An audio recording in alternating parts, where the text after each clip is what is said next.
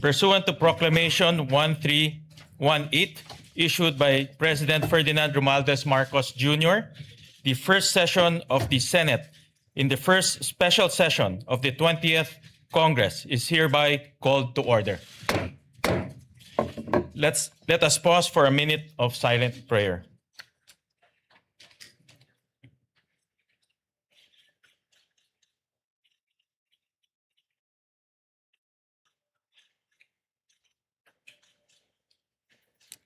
Amen.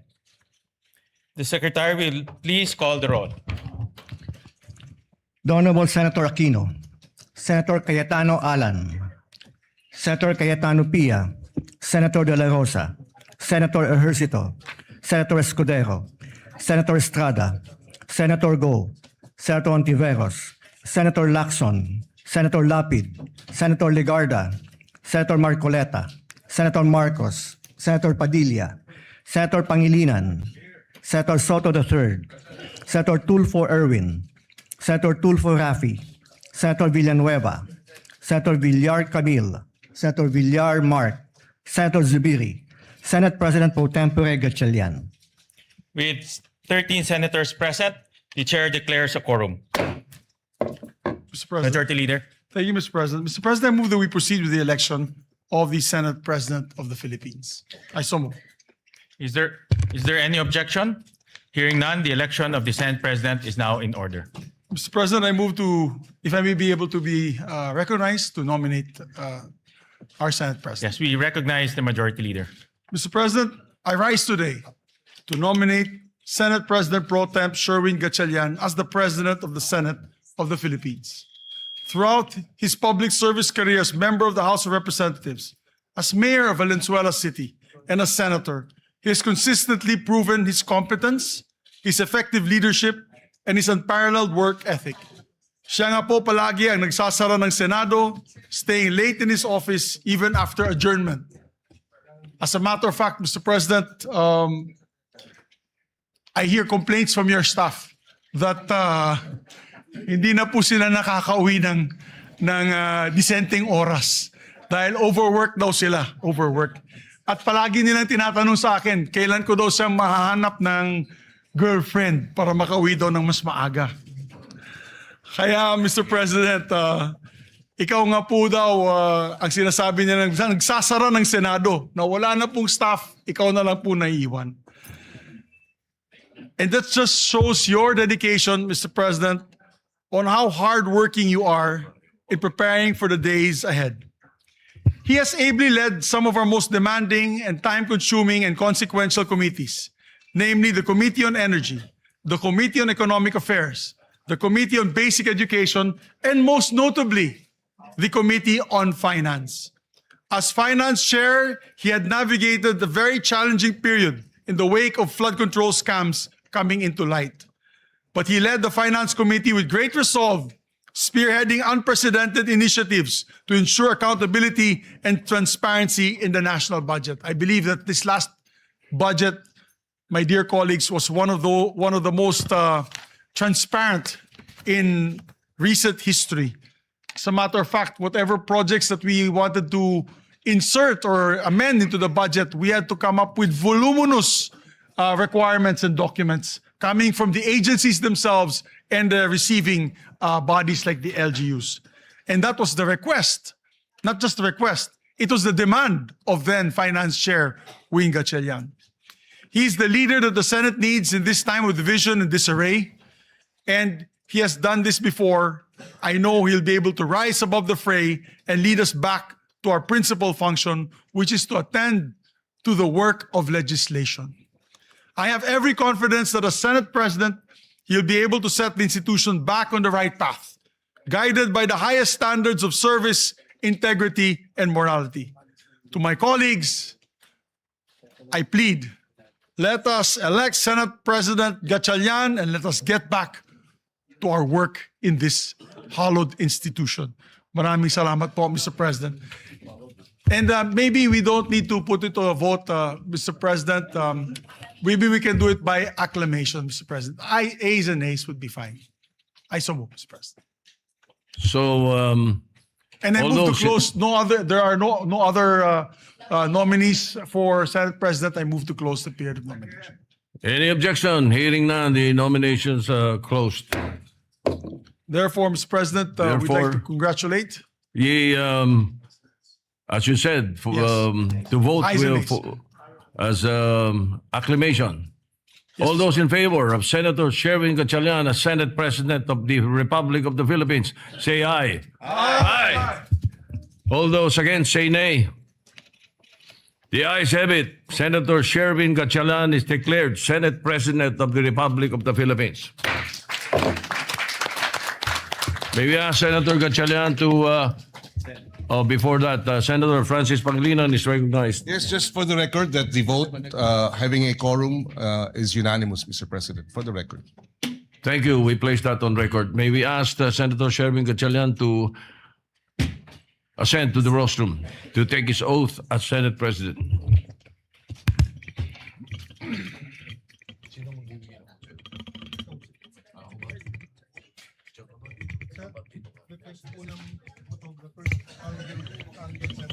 For the record, Mr. President.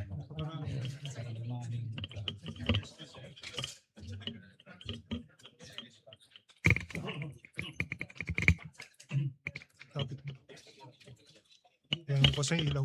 Spotlight. May mga kasama ka. Meron.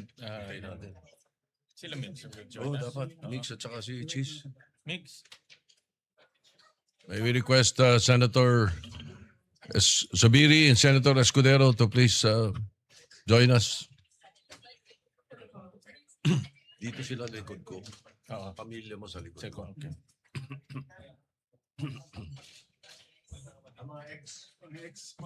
Mga Dito. mga X-Men. Yung sa kabila. Yung sa kabila. Dito kami. Dito yung family. Di ba dapat dito kayo? Dito kayo dalawa. Dito. Dito kayo. Yan.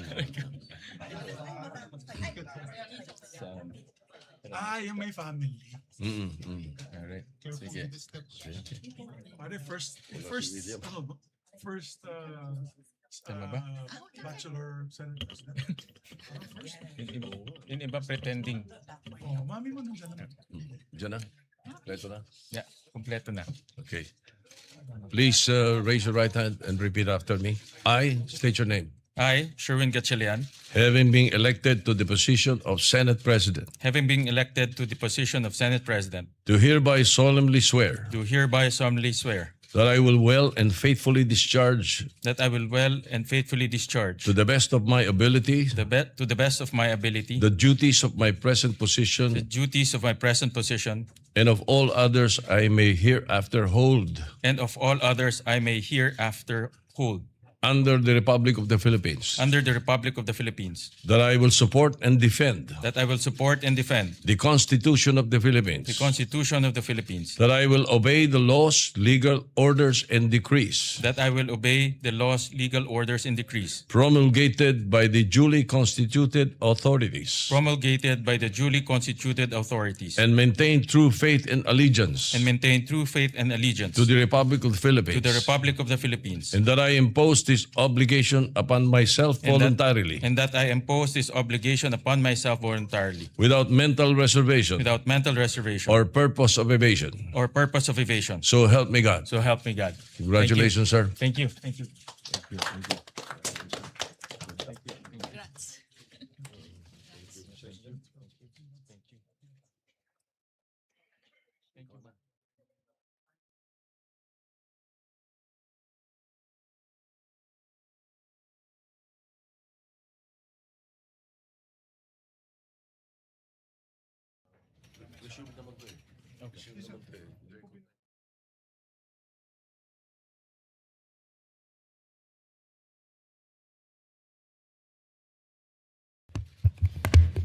Majority Leader. Mr. President, just put on record as well that you have been ably discharging your function as Senate President Pro Temp and Acting President since your election in June 3, 2026. We'd just like to extend our congratulations on your elections as the new Senate President. Thank you very much, Majority Leader. Thank you, Mr. President. Mr. President, now I would like to move that we proceed with the election of the Senate President pro tempore. I so move, Mr. President. Is there any objection? Hearing none, the election of the Senate President pro tempore is in order. May I ask may we recognize, Mr. President, Senator Ping Lacson for the nomination. We recognize Senator Ping Lacson. Thank you, Mr. President. With your honor's ascension as the fourth Senate President of the 20th Congress of the Republic of the Philippines, your previous post as Senate President pro tempore is now officially vacant. May I therefore nominate Senator Vicente Soto III to the position of Senate President pro tempore.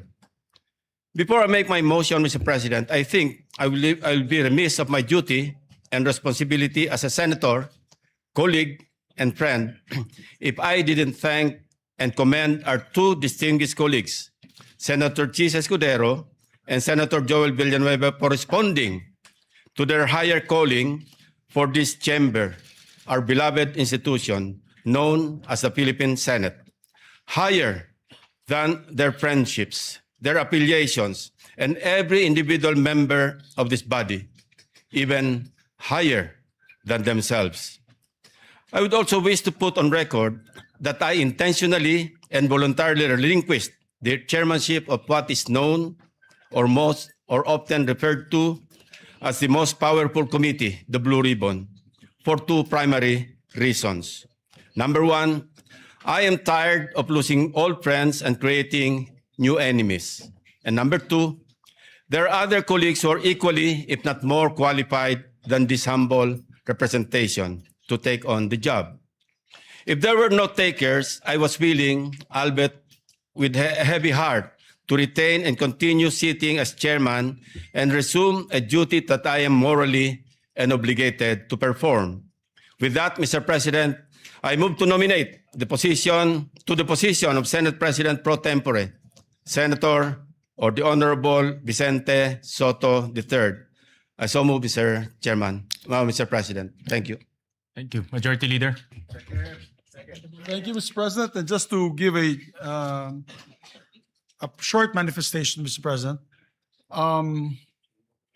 I'd like to have the privilege to second the nomination of Senator Vicente C. Soto III as a Senate President pro temp. I was his majority leader in all three times he was elected as Senate President. It was an honor for me to be his majority leader. They used to call me Major, as the major in the plenary. But I can say from experience that he's second to none when it comes to knowledge of our institutional rules, traditions, and processes. He's what we need in the Senate leadership today. Someone who will protect the stability of the Senate and uphold the rules that give this institution shape and direction. Therefore, I would like to second the nomination of Vicente C. Soto III as our Senate President pro temp. Mr. President, there being no other nominations, I therefore move that we close the period of nomination and proceed with acclamation. We therefore close the period of nominations and proceed to the voting for the Senate President pro tempore. Those who are in favor say aye. Aye. Those who are not in favor say nay. The ayes have it. Congratulations to our new Senate President pro tempore, Senator Tito Soto. May we proceed, Mr. President, with the oath taking of the Senate President pro tempore.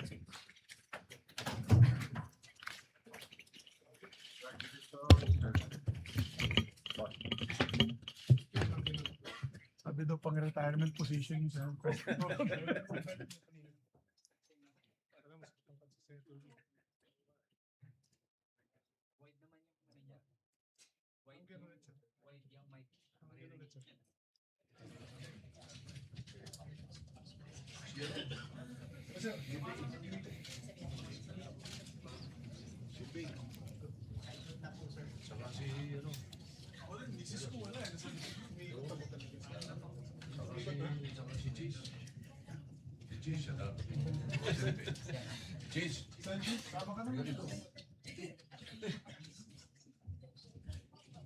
You want us to be behind you, sir. Ayan pala, ayan pala. Congratulations, sir. Thank you. Sorry, dito na kami dumaan, sir. Si Cheese. Ito ka, cheese. Sa kabila. Sa kabila. Para mas maganda. Yan. Sa tabi ko. Mami, ako na mag-isa eh. Okay. Oath of office, please repeat after me. I state your name. I, Vicente Soto III, Having been elected Senate President pro tempore, having been elected the position of Senate President pro tempore, do hereby solemnly swear do hereby solemnly swear that I will well and faithfully discharge, that I will well and faithfully to discharge the best of my abilities, to the best of my the abilities duties of my present position, the duties of my present position and of all others I may hereafter and hold, of all others I may hereafter hold under the Republic of the Philippines, under the Republic of the Philippines, that I will support and defend the Constitution of the Philippines, that I will support and defend the Constitution of the Philippines, that I will obey the laws, legal orders, and decrees that I will obey the laws, legal orders, and decrees promulgated by the duly constituted authorities, promulgated by the duly constituted authorities, and maintain true faith and allegiance and maintain true faith and allegiance to the Republic of the to Philippines, the Republic of the Philippines, and that I impose this obligation upon myself voluntarily, and that I impose this obligation upon myself voluntarily, without mental reservation without mental reservation or purpose of evasion. or purpose of evasion. So help me God. So help me God. Congratulations, sir. Thank you, sir. Congratulations.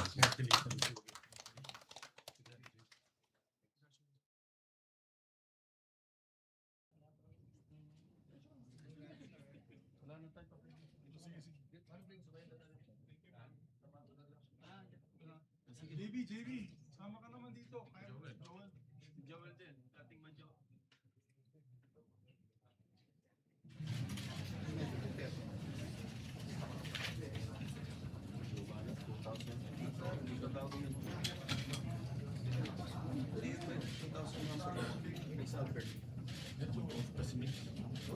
Wala na nomination. Hindi, off lang.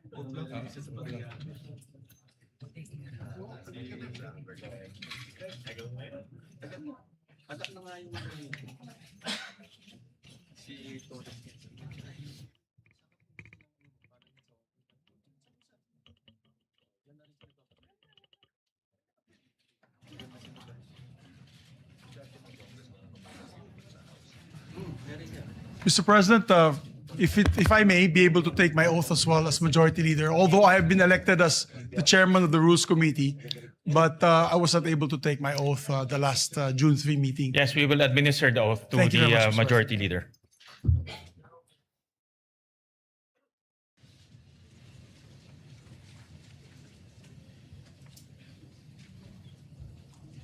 Ito yung isang Congress na pang-apat na yung Senate President. Oath of office, please repeat after me. I state your name.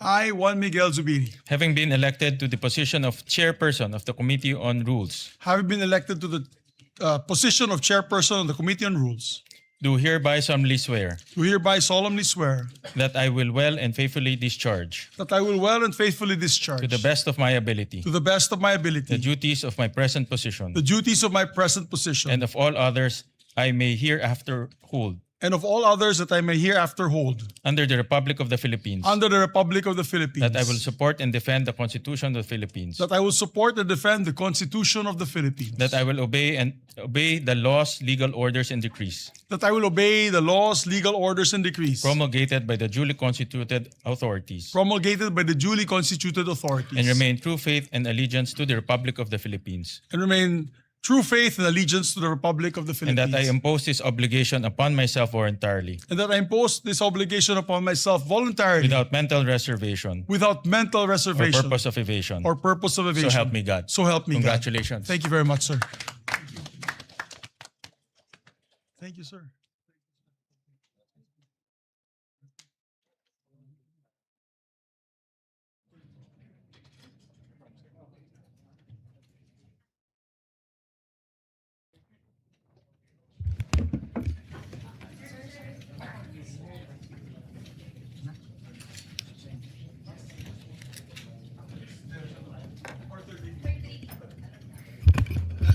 Election ng committee, chairperson? Election ng committee chairperson.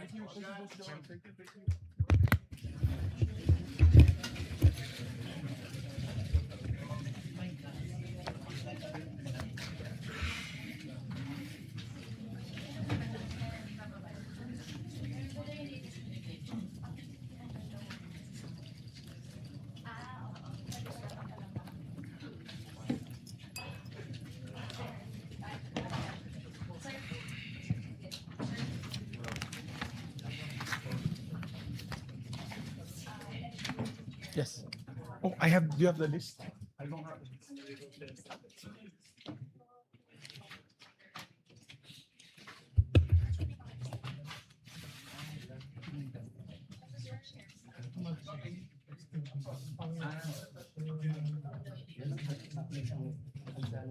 Majority Leader. Yes, Mr. President, we're about to elect the members of the different committees so that we can buckle down to work, Mr. Correct. President. But I need just a 1 minute suspension to get the list from the staff. 1 minute suspension.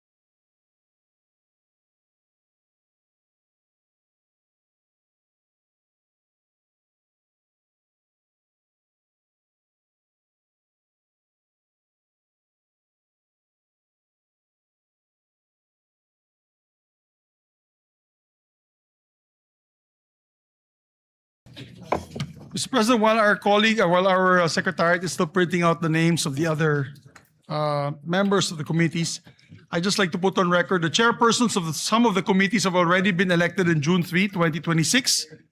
To complete the committee chairmanships and memberships, I now move to elect the following senators as chairpersons and members of the following committees. If I may, Mr. President. Go ahead, Majority Leader. Mr. President, I move for the constitution of the Committee on Accountability and Public Officers and Investigations, or the Blue Ribbon Committee, to be composed of 17 regular members and 3 ex officio members, reflecting an 11-9 majority-minority ratio.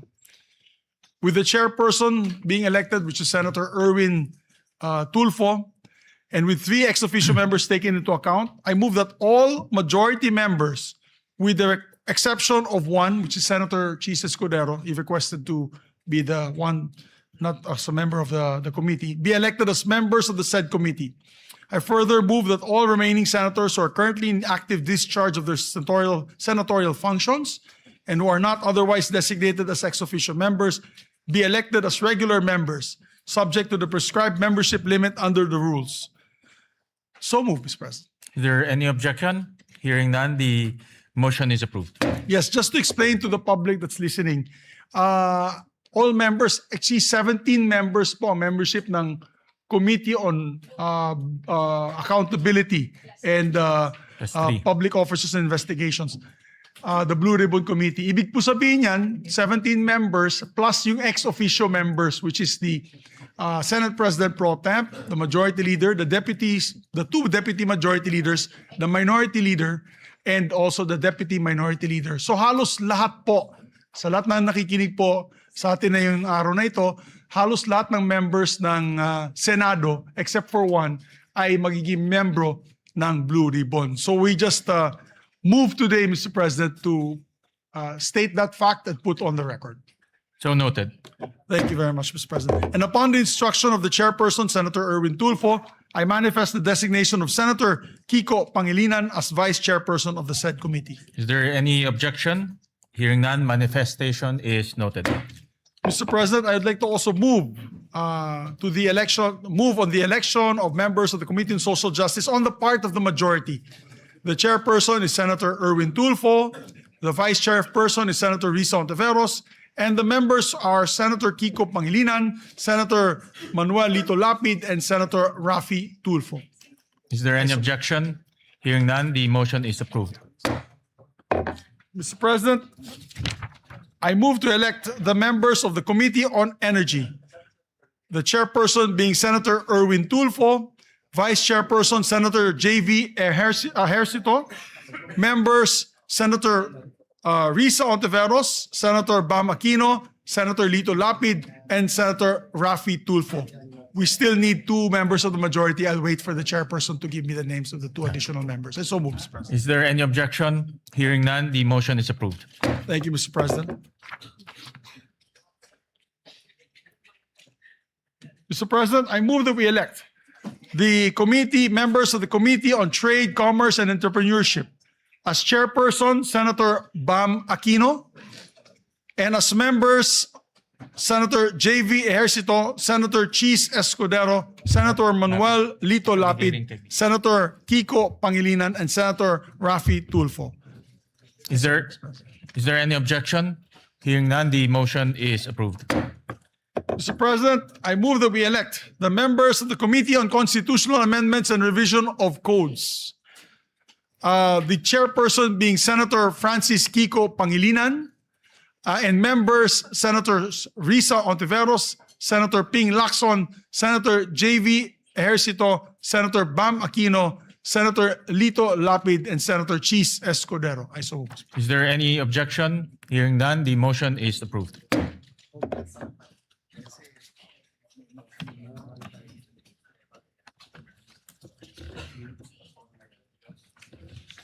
May I ask for a minute suspension, Mr. President? 1 minute suspension.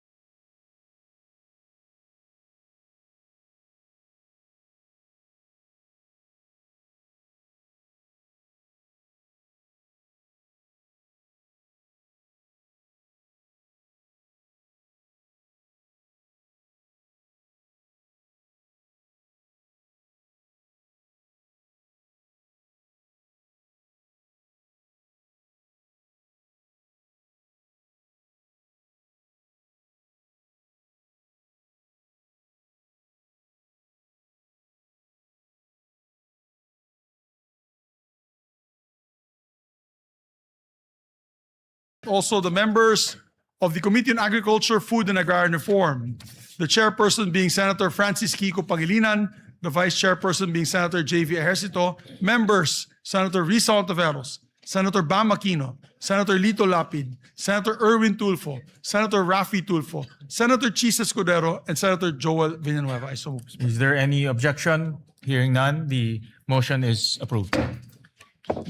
Mr. President, I move that we elect also the members of the Committee on Basic Education, the chairperson being Senator Bam Aquino, members Senator J.V. Ejercito, Senator Risa Ontiveros, Senator Lito Lapid, Senator Kiko Pangilinan, Senator Rafi Tulfo, Senator Erwin Tulfo, and Senator Joel Villanueva.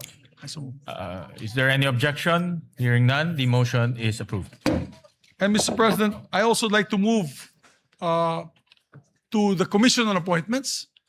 We'd like to elect Senators Panfilo Lacson, Senator Mig Zubiri, Senator Joel Villanueva, Senator Risa Hontiveros, Senator Tito Soto, Senator Rafi Tulfo, and Senator J.V. Ejercito as members of the Commission on Appointments. Is there any objection? Hearing none, the aforementioned senators are hereby elected. Thank you, Mr. President. I would like to also move to elect Senators Bam Aquino, Senators Kiko Pangilinan, Senator Lapid, and Senator Escudero as members of the Senate Electoral Tribunal. Is there any objection? Hearing none, the aforementioned senators are hereby elected. Thank you, Mr. President. May I just ask for another minute suspension? 1 minute suspension.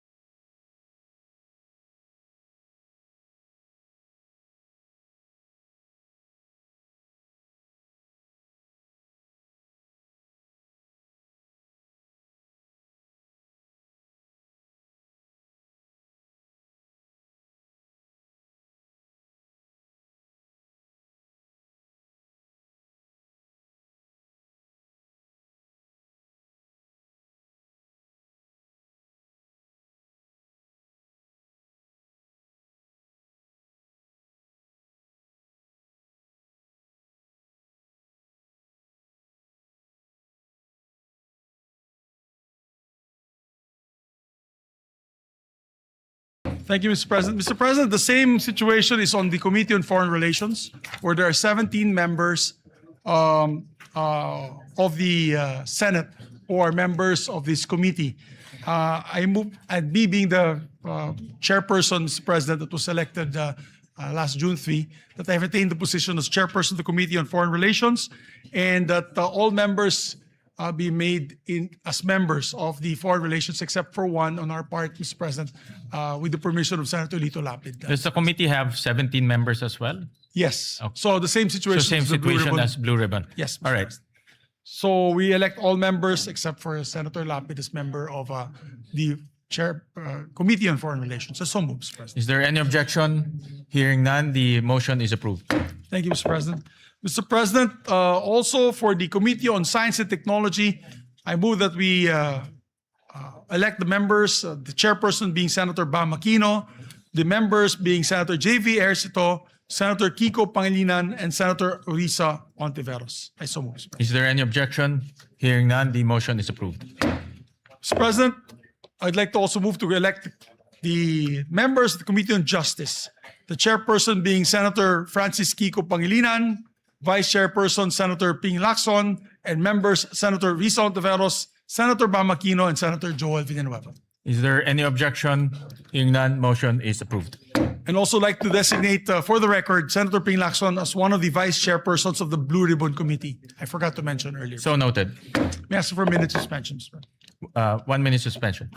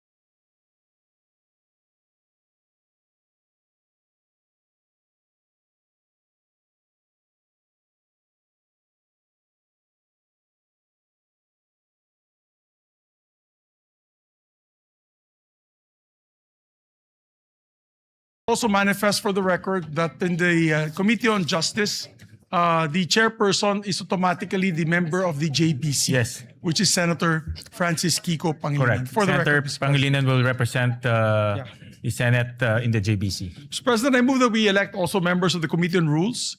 Mr. President, I move that we elect Senator J.V. Ercito, Senator Ping Lacson, Senator Kiko Pangilinan, Senator Erwin Tulfo, and Senator Joel Villanueva as members of the Rules Committee. Mr. Is President. there any objection? Hearing none, the motion is approved. Thank you, Mr. President. Mr. President, we'd like to also elect the members of the Committee on Health and Demography, Mr. President. For the record, the chairperson is Senator Risa Ontiveros, Vice Chairperson Senator J.V. Ejercito, and the members, part of the majority, Senators Bam Aquino, Senators Kiko Pangilinan, Senators Rafi Tulfo, Senator Erwin Tulfo, and Senator Ping Lacson. Is there any objection? Hearing none, motion is approved. Mr. President, we'd like to also move to elect the members of the Committee on Energy. The part of the chairperson is Senator Erwin Tulfo, the vice chairperson is Senator J.V. Ejercito, and the members are Senator Risa Ontiveros, Senator Bam Aquino, Senator Ping Lacson, Senator Rafi Tulfo. I so move, Mr. President. Is there any objection? Hearing none, motion is approved. Mr. President, we'd like to also put on record the members of the Committee on Finance, Mr. President. Of course, the Committee on Finance is headed by the chairperson, Senator J.V. Ejercito. And with respect to the committee, each committee is composed of 20 members. So I move that all senators, with the exception of the Senate President and those serving in an ex officio capacity, be elected and designated as regular members of both committees. I so move, Mr. President. Is there any objection? Hearing none, the motion is approved. Mr. President, I'd like to also elect the members of the National Defense, Security and Peace and Unification and Reconciliation Committee, Mr. President. The chairperson is Senator Tito Soto, our Senate President pro tempore. And same with the Finance Committee. There are 20 members. So I move that all senators, with the exception of the Senate President, those serving in an ex officio capacity, be elected and designated as members of the National Defense Committee. I so move, Mr. Is President. there any objection? Hearing none, motion is approved. There's a request of course, there's a request by our chairperson that Senator Ejercito, J.V. Ejercito, and Senator Lacson be elected as the vice chairperson of the said committee. So noted. Mr. President, I move that we elect the members of the Women and Children Committee, Committee on Women and Children. The chairperson, of course, is Senator Risa Ontiveros. The vice chairperson is Senator J.V. Ejercito. And Senator Bam Aquino, Senators Kiko Pangilinan, Senator Erwin Tulfo, and Senator Ping Lacson. I so move, Mr. Is President. there any objection? Hearing none, motion is approved. Mr. President, I move to elect the Senator Ping.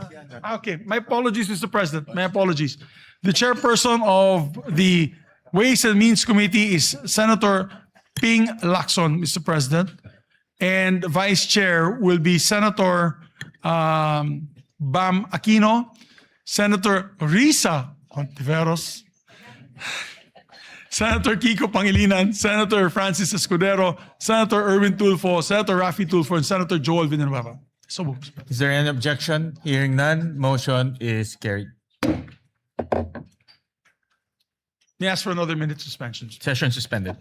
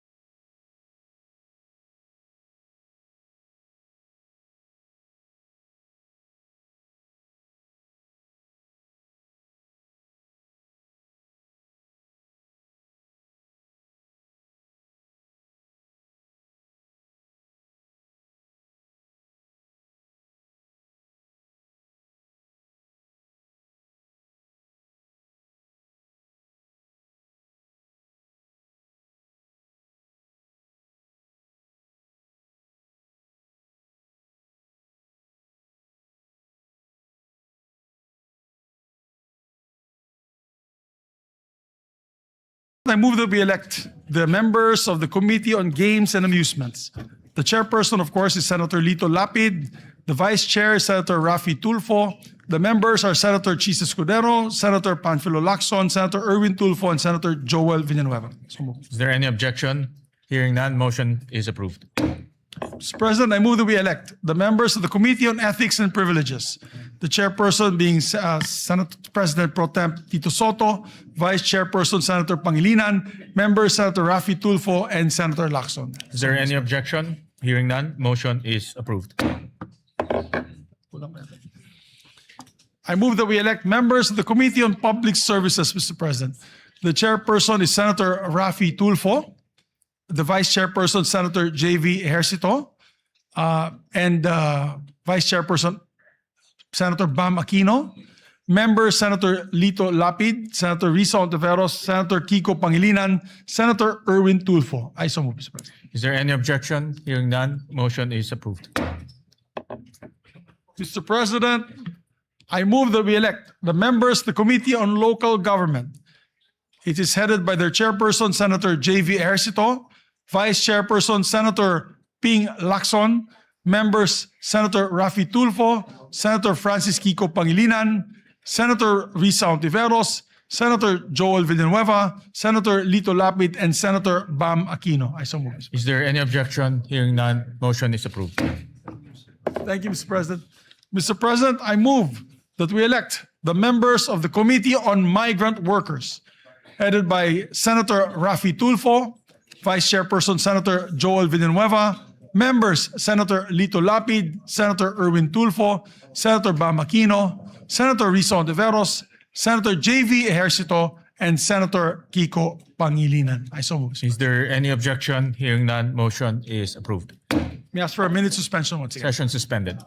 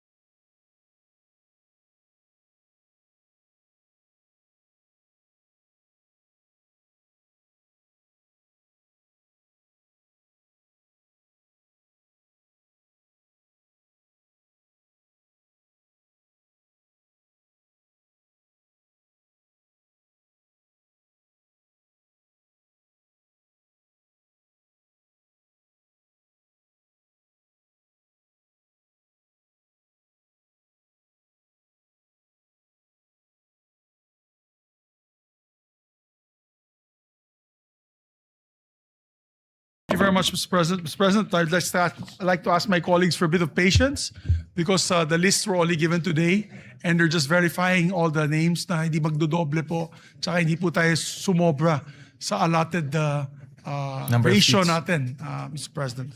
So, and I'd just like to reiterate the election of the JBC representatives pursuant to Article 8, Section 8 of the Constitution. I move to elect Senator Francis Pangilinan as the Senate representative to the Judicial and Bar Council. Vice Sen. Rodante Marcoleta. I so move, Mr. President. Is there any objection? Hearing none, Senator Francis Pangilinan is hereby elected to the JBC. Mr. President, I move that we elect, or rather, I move that we retain Senator Joel Villanueva as chairperson of the Committee on Higher Education. And his vice chairman will be Senator Ejercito, members Senator Bamakino, Senator Kiko Pangilinan, Senator Rafi Tulfo, and Senator Escudero. I so move, Mr. President. Is there any objection? Hearing none, motion is approved. And I'd like to make a correction. In the Committee on Games, it's not Senator Rafi Tulfo who's the vice chairperson. It is Senator Erwin Tulfo. So noted. My apologies to the chairperson. As regards to the CA membership, Mr. President, for the record, that this representation and that of Senator Soto are vice.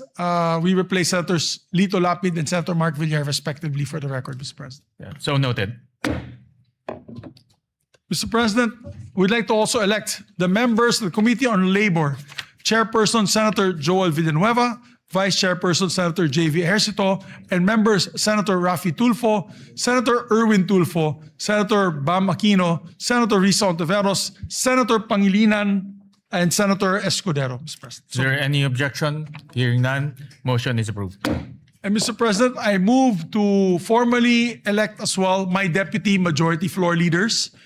We'd like to elect and move to elect Senators J.V. Ejercito as my senior deputy majority leader, who one day in the near future will become the majority leader, I hope, after his job in the Finance Committee, and this representation will just retire.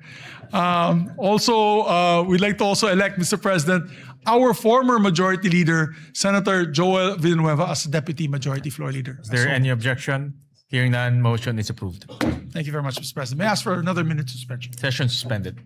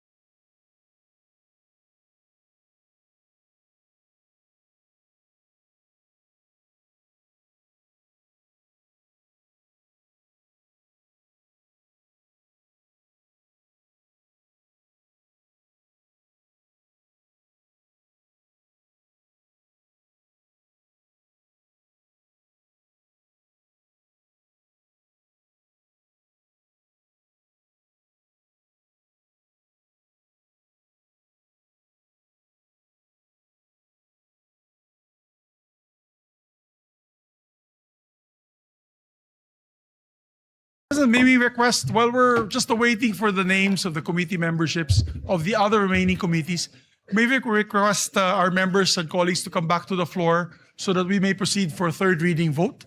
And then the adoption of the resolution on Mindanao that will be authored by Senator Joel Villanueva. So may we just ask our members to please proceed to the plenary for a third reading. Fine.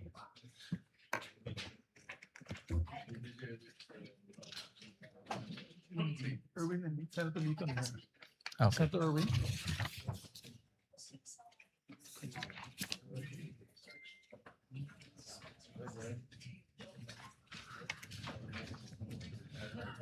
So, Mr. President, I move that we consider on third reading several bills, printed copies of which have been electronically distributed to the senators on May 25 and May 26, 2026, in compliance with the 3-day rule of the Constitution. With that, Mr. President, I move to consider a third reading Senate Bill number 2092. This is the bill declaring waling-waling as our national orchid, Mr. President. I so move. Is there any objection? Hearing none, the consideration of Senate Bill number 2092 on third reading is in order. The Secretary is directed to read the title of the bill. An act declaring the waling-waling Vanda sanderiana as the national orchid of the Philippines. And proceed with the roll call vote. Roll call vote. Senator Aquino, Senator Cayetano Alan, Senator Cayetano Pia, Senator De La Rosa, Senator Ejercito, Senator Escudero, Senator Estrada, Senator Go, Senator Ontiveros, Senator Lacson, Senator Lapid, Senator Legarda, Senator Marcoleta, Senator Marcos, Senator Padilla, Senator Pangilinan, Senator Soto, Senator Tulfo Erwin, Senator Tulfo Rafi, Senator Villanueva, Senator Villar Camil, Senator Villar Mark, Senator Zubiri, Yes. Senate President Gatchalian. Yes. With 13 affirmative votes, 0 negative votes, 0 abstention, SB number 2092 is approved on third reading. Thank you, Mr. President. Mr. President, I move to consider third reading House Bill number 6639. This is the bill granting Philippine citizenship to Benny Boatwright III. I so move. Is there any objection? Consideration of House Bill number 6639 on third reading is in order. The Secretary is And directed. before we proceed with the voting, Mr. President, I would just like to put on record, they were here 3 days straight in the last, before we ended the session, and I think they're back onto training. So I think it's okay that we elect them in absentia because they deserve it, Mr. President. They were here 3 days before we ended session. Correct. In fairness to them, they were here present Yes, physically both- for 3 both, days.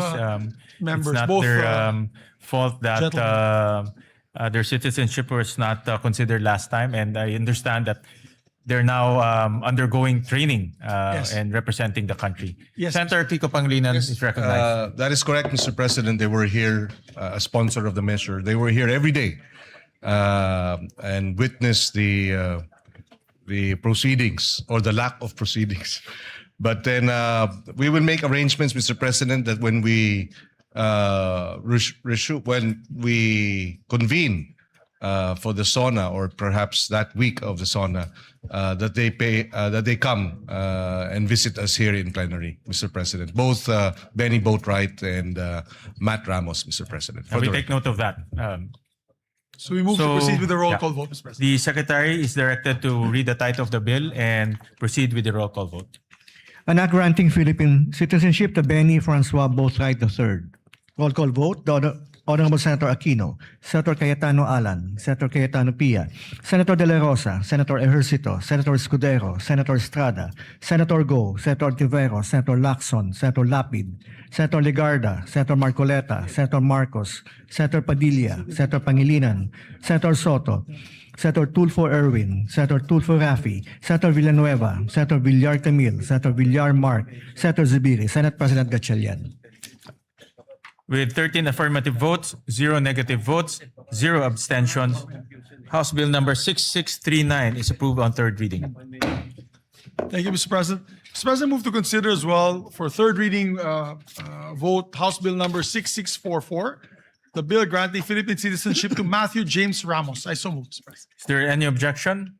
Hearing none, consideration of House Bill number 6644 on third reading is in order. The Secretary is directed to read the title of the bill and proceed with the roll call vote. An act granting Philippine citizenship to Matthew James Ramos. Roll call vote.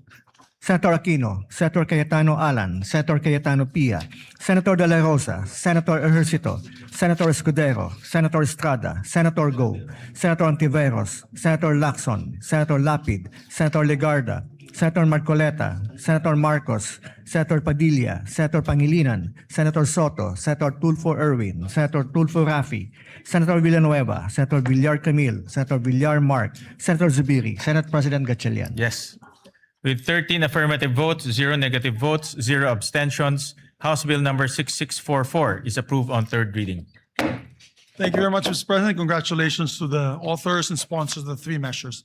Mr. President, I move that we dispense with the reading of the journals of the 68th and 69th session, May 26 and June 3, 2026, and consider the same as approved. Is there any objection? Hearing none, the motion is approved.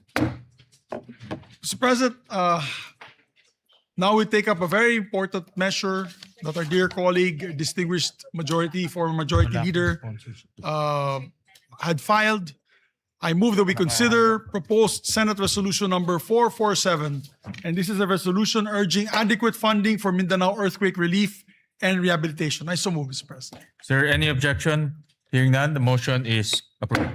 Mr. President, I move that we recognize a distinguished former majority floor leader, our deputy majority floor leader, no other than our distinguished colleague from Bulacan, Senator Joel Villanueva. We recognize the distinguished gentleman from Bulacan. Thank you very Senator much, Villanueva. Mr. President, our distinguished majority leader. Mr. President, distinguished colleagues, it is an honor to rise before this august chamber to sponsor proposed Senate Resolution number 447, urging the national government to ensure adequate funding and resources for the relief, rehabilitation, reconstruction, and recovery of communities devastated by the recent earthquake in Mindanao. Ginoong Pangulo, ang usapin po natin ngayon ay hindi lamang tungkol sa pondo. Ito po ay tungkol sa mga buhay na winasak ng lindol at sa ating tungkulin na tulungan ang ating mga kababayan na muli pong makabangon. Noong pong 8 ng Hunyo, isang magnitude 7.8 na lindol ang tumama malapit sa Sarangani Province. Sa loob lamang po ng ilang minuto, nagbago ang buhay ng daang-daang libong Pilipino. As of June 16, at least 68 lives have been lost. More than 1,000 have been injured, and over 30 remain missing. Mahigit 1 milyong individual o higit 330,000 families ang naapektuhan, habang halos 19,000 pa rin ang nananatili sa evacuation centers. Ngunit higit pa po sa mga numerong ito ay ang mga kwento ng ating mga kababayan, mga pamilyang nawalan ng tahanan, mga batang hindi makapasok sa paaralan, mga manggagawa, mga magsasaka, mga mangingisda na nawalan ng kabuhayan, at mga pamilyang nagdadalamhati sa pagkawala ng kanilang mahal sa buhay. Mr. President, Mindanao is a pillar of our national economy. Ito po ay mahalagang pinagmumulan ng pagkain, produktong agrikultura at yamang dagat. Kapag naapektuhan po ang Mindanao, nararamdaman po ito ng ating buong bansa. Initial assessments estimate at least 1.13 billion pesos in damage to public and private infrastructure. And that figure is expected to rise, Mr. President, as assessments continue. Nasira po ang mga tahanan, paaralan, ospital at iba pang mahalagang infrastruktura. Ngunit ang mas malaki pong hamon ay ang muling pagtatayo ng mga komunidad at pagbibigay ng bagong pag-asa sa ating mga kababayan. Kaya Ginoong Pangulo, sa pagkakataong ito, nais po nating makita, nais natin din pong kilalanin, lalo na ang ating mga rescue workers, health workers, uniformed personnel, volunteers, local officials at humanitarian organizations na wala pong sawang tumutulong sa mga nasalanta.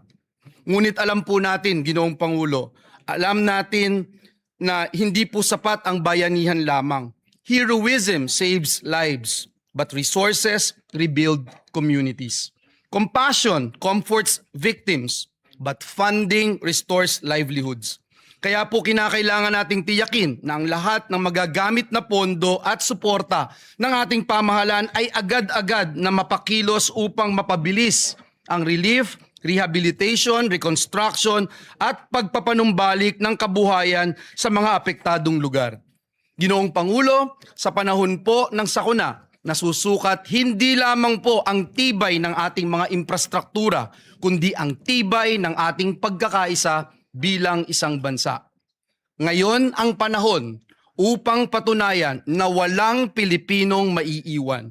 And for these reasons, Mr. President, I respectfully seek the support of our esteemed colleagues for the immediate adoption of this resolution. Marami pong salamat at pagpalain tayong lahat ng ating Panginoong Diyos. Senator Erwin Tulfo is recognized, then Senator Kiko Pangilinan. May we recognize as well Senator J.V. Ejercito to And sponsor. Senator, we And then recognize, after which, sorry. yeah, I we just- recognize Senator JV first for his Yes, I have the co-sponsorship. list. It's the Senator J.V. Ejercito, Mr. President. After that, Senator Kiko Pangilinan and Senator Erwin Tulfo. And Senator Raffy Tulfo after. So we first recognize Senator JV Ejercito. Thank you, Mr. President. Ginang Pangulo, mga kasamahan sa Senado at sa mga kababayan natin sa Mindanao, magandang umaga po. I rise today to co-sponsor proposed Senate Resolution number 447, a resolution urging the national government to take all necessary measures to ensure the availability of adequate funding and resources for the relief, rehabilitation, reconstruction, and recovery of communities affected by the recent devastating earthquake in Mindanao. Through the resolution, the Senate joins the nation in mourning and honoring the lives lost during the devastating earthquake that hit our brothers and sisters in Mindanao, particularly the province of Sarangani, South Cotabato, Davao Occidental, and Davao del Sur. 68 deaths were reported by the National Disaster Risk Reduction and Management Council, while 33 remain missing according to the latest reports made by the NDRRMC last Tuesday. Mr. President, ang mga buhay pong ito ay hindi numero lamang. These are lives and futures that were abruptly cut short by this disaster. Ang bawat isa sa kanila ay may pangalan, mayroong kwento, mayroong pangarap, at may mga mahal sa buhay na naiwan. Sila ay mga anak, asawa, kapatid, kaibigan, at mga mahal nating mga kababayan. Nakapanlulumo po ang mga larawan at video na nakita natin online. Ano pa kaya ang aktwal na pakiramdam at sitwasyon na dinadanas ng ating mga kababayan? Bilang magulang, nakakatakot isipin na malagay sa kaparehong sitwasyon ang aking mga anak. Nakita natin ang mga mag-aaral at maguro na napuno ng takot habang niyayanig ng lindol ang kanilang paaralan. Nakita natin ang ilan nating kababayan na wala nang magawa kung hindi tignan na lamang ang pagguho ng magusali at negosyo na kanilang pinagtrabahuhan at ipinundar. Bukod sa mga buhay na nasayang, maraming bahay ang nasira at maraming kabuhayan ang naapektuhan at nawala. Mr. President, this tragedy is a painful reminder that the country is so vulnerable to disasters and calamities, and that we have so much work to do in terms of disaster preparedness. Lalo na nating nakita ang kahalagan ng matatag na infrastruktura at sistema ng pagpaplano sa pagsasaayos ng ating mga komunidad. Resilience should not just be expected from our constituents, but should mean that our infrastructure systems and responses can withstand the wrath of nature. Sa ilalim ng liderato ni Senate President Win Gatchalian, mabilis na nakapag-abot ng paunang tulong ang Senado sa mapaktadong komunidad. Subalit alam natin na hindi matatawaran ng kahit anong ayuda, donasyon o anumang halaga ang mga buhay na nawala at ang sakit ng trahedya na dinaranas ng mga naiwang pamilya. Kaya naman, nakikiisa ko sa panawagan na sa pamamagitan ng Senate Resolution na ito ay tiyakin ng ating pamahalaan ang agaran at pangmatagalang suporta para sa rehabilitasyon at pagbangon ng Mindanao. Bigyan natin ng malalim na kahulugan ang mga nawalang buhay sa pamamagitan ng pagtiyak na ang naiwan ay muling makapagsisimula. Ginoong Pangulo, gagawin natin ang ating tungkulin dito sa Senado. Bilang inyong bagong halal na chairman ng Committee on Finance, titiyakin natin na mayroong nakalaang suporta upang maibalik ang kaayusan, seguridad at dignidad ng pamumuhay ng mga kapatid natin sa Mindanao na lubhang naapektuhan ng sakuna. Maraming pagsubok na ang dinaanan ng ating bansa, maraming bagyo, lindol at iba pang kalamidad at pandemya ang sumubok sa tibay ng sambayanang Pilipino. Sa mga panahong mahirap para sa ating mga kababayan, ang pagbangon, ipakita natin na mayroon silang maasahan na gobyerno at mga namumuno. Lubos po tayo nakikiramay sa mga pamilyang nawalan at nakikisa tayo sa buong Mindanao sa panahong ito ng pagdadalamhati. Pagbangon Mindanao, maraming salamat po. Maraming salamat, Senator JV. We recognize Senator Erwin Kiko Pangilinan.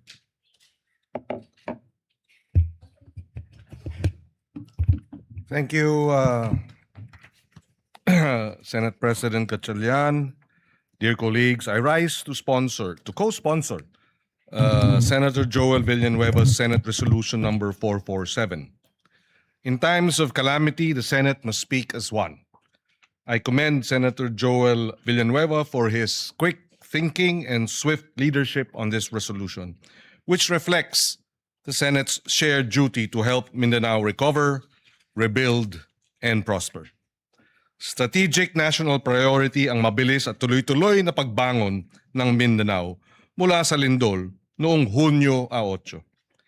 Bakit?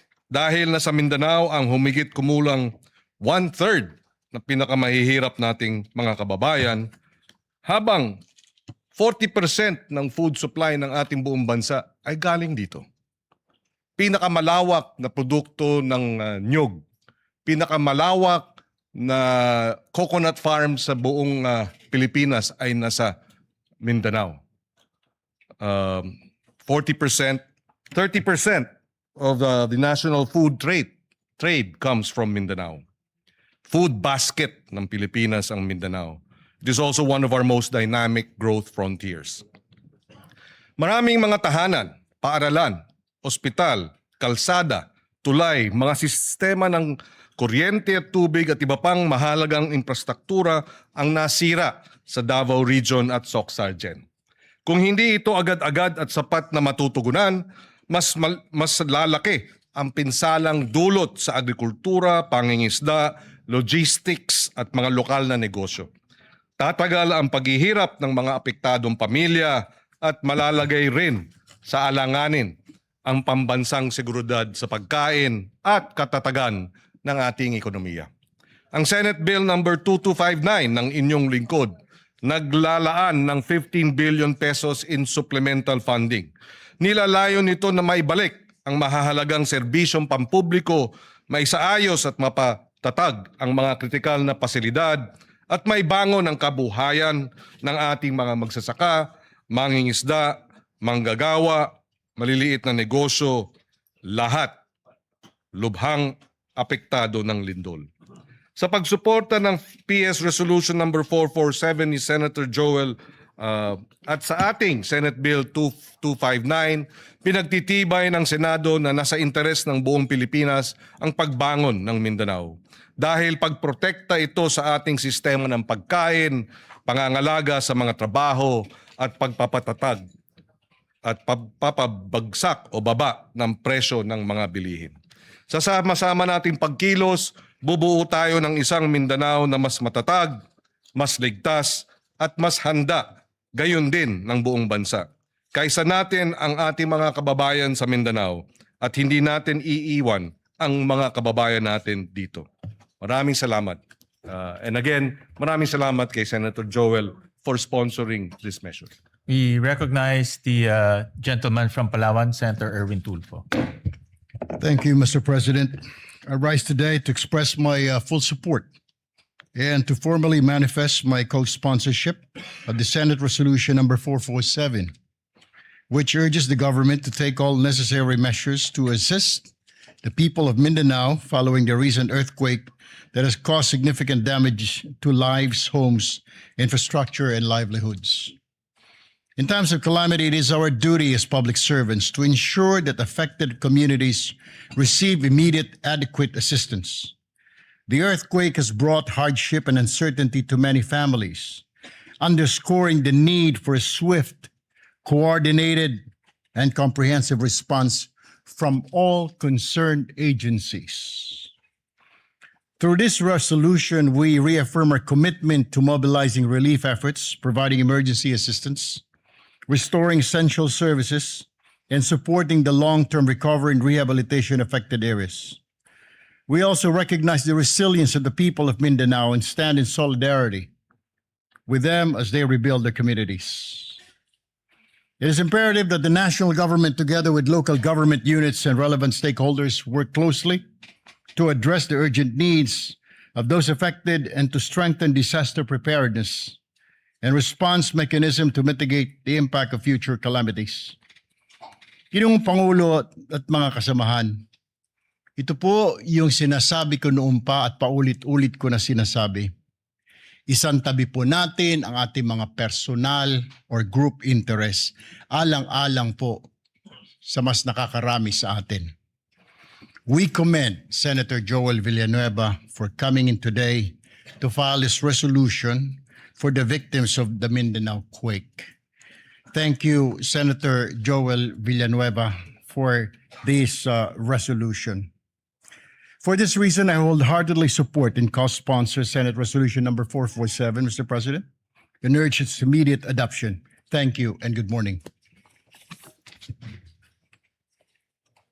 Any more, Majority Leader? Any more, Senator Rafi? Yeah. While waiting for Senator Rafi, let me commend the resolution filed by Senator Joel Villanueva, PS Resolution 447. Ito po ay napapanahon dahil po yung naranasan ng Mindanao, particularly Sarangani and Jensan, ay isa sa pinakamalakas na lindol na naranasan po ng ating bansa. At marami pong infrastruktura na nasira doon. Nakita ho namin ni Senator Erwin, Senator JV at Senator Migs. At marami rin pong nasawi na buhay. At kami po ay nakikiramay at nakikiisa po sa mga kababayan ho natin sa Jensan, Sarangani at sa lahat pong ng lugar na tinamaan po ng lindol. At kaya po nagbibigay pugay ho kami kay Senator Joel dahil ito pong resolusyon ay nagdedirekta ng mabilis na action at mabilis po na pag-release ng pondo para po makatulong po sa mga kababayan natin sa Mindanao. With that, we recognize Senator Rafi Tulfo. Mr. President, colleagues, I rise today to express my strong support for Senator Joel Villanueva, Senate Resolution 447 and 452 concerning the recent 7.8 earthquakes which struck Mindanao last June 8, 2026. Hindi basta numero mga biktima ng lindol o anumang kalamidad. Sila po ay mga pamilyang nawalan ng mga mahal sa buhay, tahanan at kabuhayan. The people of Mindanao have shown remarkable resilience in the face of adversity. Ngunit hindi sapat ang katatagan lamang. Hindi natin maaaring iasa sa tibay ng loob ng ating mga kababayan ang kanilang pagbangon. Kailangan nila ang agarang tulong at buong suporta ng pamahalaan upang muling maitayo ang kanilang mga buhay at komunidad. These resolutions recognize the urgent need to assess the full extent of the damage, ensure the relief and rehabilitation efforts are delivered efficiently, and identify measures that will strengthen the preparedness of our community against future disasters. Kasabay po nito, kinikilala natin rin ang kabayanihan ng ating mga rescue workers, medical teams at frontliners na nagbuwis ng oras at lakas upang pangunahan ang ating recovery efforts. For these reasons, I express my support, again, for Senate Resolution 447 and 452 and urge my colleagues to continue working together to ensure that the affected communities receive the assistance, rehabilitation, and protection that they deserve. May we continue to pray for their rehabilitation and for the continued safety of all our kababayans. Maraming salamat po, Mr. President. Thank you. Thank you very much for the co-sponsorship speech. Majority Leader, any more Thank you very much, Mr. co-sponsorship? President. With that, no other members wish to sponsor the measure. I move that all members present be made co-sponsors, Mr. President. Is there any objection? Hearing none, motion is approved and all senators are made co-sponsors of this bill. Yes, Mr. President. Those are present today. Mr. President, I move that we adopt proposed Senate Resolution number 447. I so move, Mr. Is President. there any objection? Hearing none, proposed resolution 447 is hereby adopted, subject to style. Thank you, Mr. President. And we would like to thank Senator Joel Villanueva for filing this measure. Kami po sa Mindanao ay nagpapasalamat po sa kanya sa malasakit po niya sa amin sa Mindanao. Maraming po salamat kay Senator Joel. With that, Mr. President, I move to also take up proposed Senate Resolution number 452 and ask the Secretary to read the title of the measure. Resolution expressing the profound gratitude of the Senate of the Philippines to the rescue workers social welfare and healthcare personnel, local government units, uniformed services, civil volunteer groups, and all humanitarian responders for providing swift life-saving assistance to affected communities in the aftermath of the magnitude 7.8 earthquake that struck Mindanao. Health workers. Thank you, Mr. President. Mr. President, you are the sponsor Yes, of the measure, Mr. Mr. President. Do you wish to? Yes, Mr. sponsor President, or- I will just, Majority Leader, I will just insert my sponsorship speech for this resolution. Pero ito po ay simpleng pasasalamat sa ating mga frontliners, sa DSWD, in particular the Armed Forces of the Philippines who provided logistical support sa mga sinalanta po ng lindol.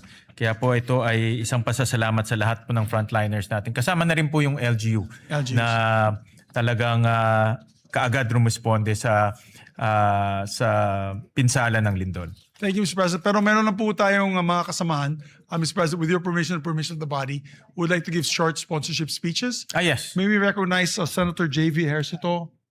He'll also insert to the records his sponsorship speech. And we'd like to recognize Senator Erwin Tulfo. We recognize Senator Erwin Tulfo for his co-sponsorship speech. Mr. President, colleagues, I rise today to manifest my support and co-sponsorship on Senate Resolution number 452, expressing the profound gratitude of the Senate to rescue workers, social welfare, healthcare personnel, local government units, uniformed services, civil volunteer groups, at sa lahat po ng humanitarian responders sa government man o sa pribadong kumpanya. Marami po akong nabalitaan na may mga private companies po. Yung iba po galing sa mga mining corporations na nagpadala po ng kanilang workers para tumulong po sa paghahanap sa mga natabunan ng mga gumuhong gusali. Therefore, Mr. President, this resolution would like to express my support to thank all those involved, including the local government units who were there at the very first instance, the first responders to go around to check their constituents. Maraming salamat po sa inyo. Thank you, Mr. President. Yeah, muli, nagpapasalamat ho kami sa ngalan po ng Senado.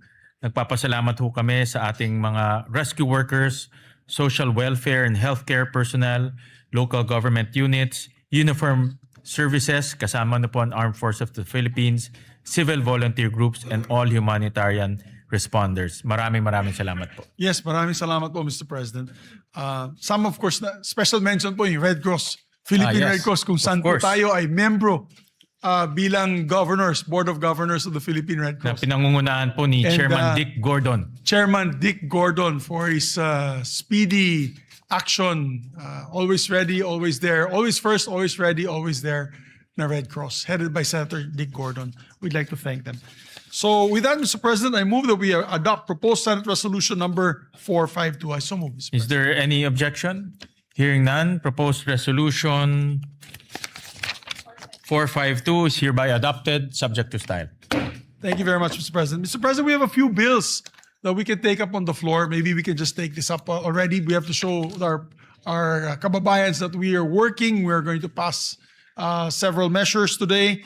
Mr. President, I move that we resume consideration on Senate Bill number 1990 under Committee Report number 52.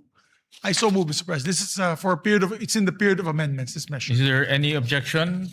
Hearing none, the motion is approved. The measure is sponsored by our chairman, the Committee on Agriculture, Senator Francis Kiko Pangilinan. This is an act ensuring the development and promotion and protection of agricultural and fisheries cooperatives.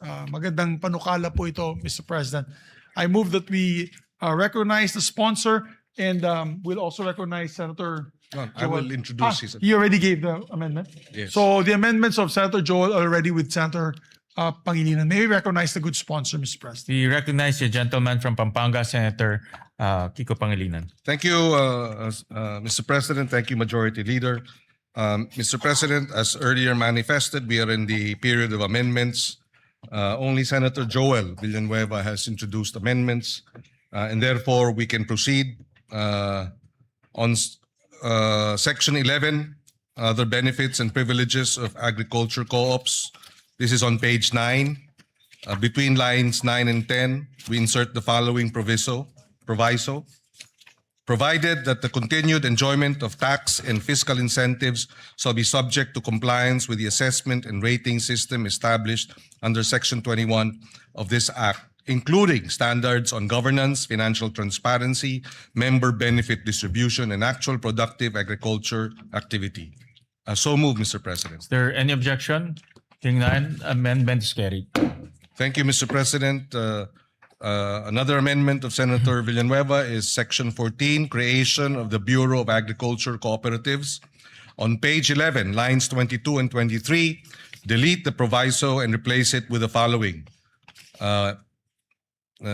Provided that the department shall, in coordination with the CDA and concerned local government units and subject to budgetary availability and applicable laws, establish a needs-based staffing framework for cooperative development officers based on agriculture population, geographic need, cooperative density, and other relevant development indicators, with priority given to the underserved and strategically significant agriculture areas.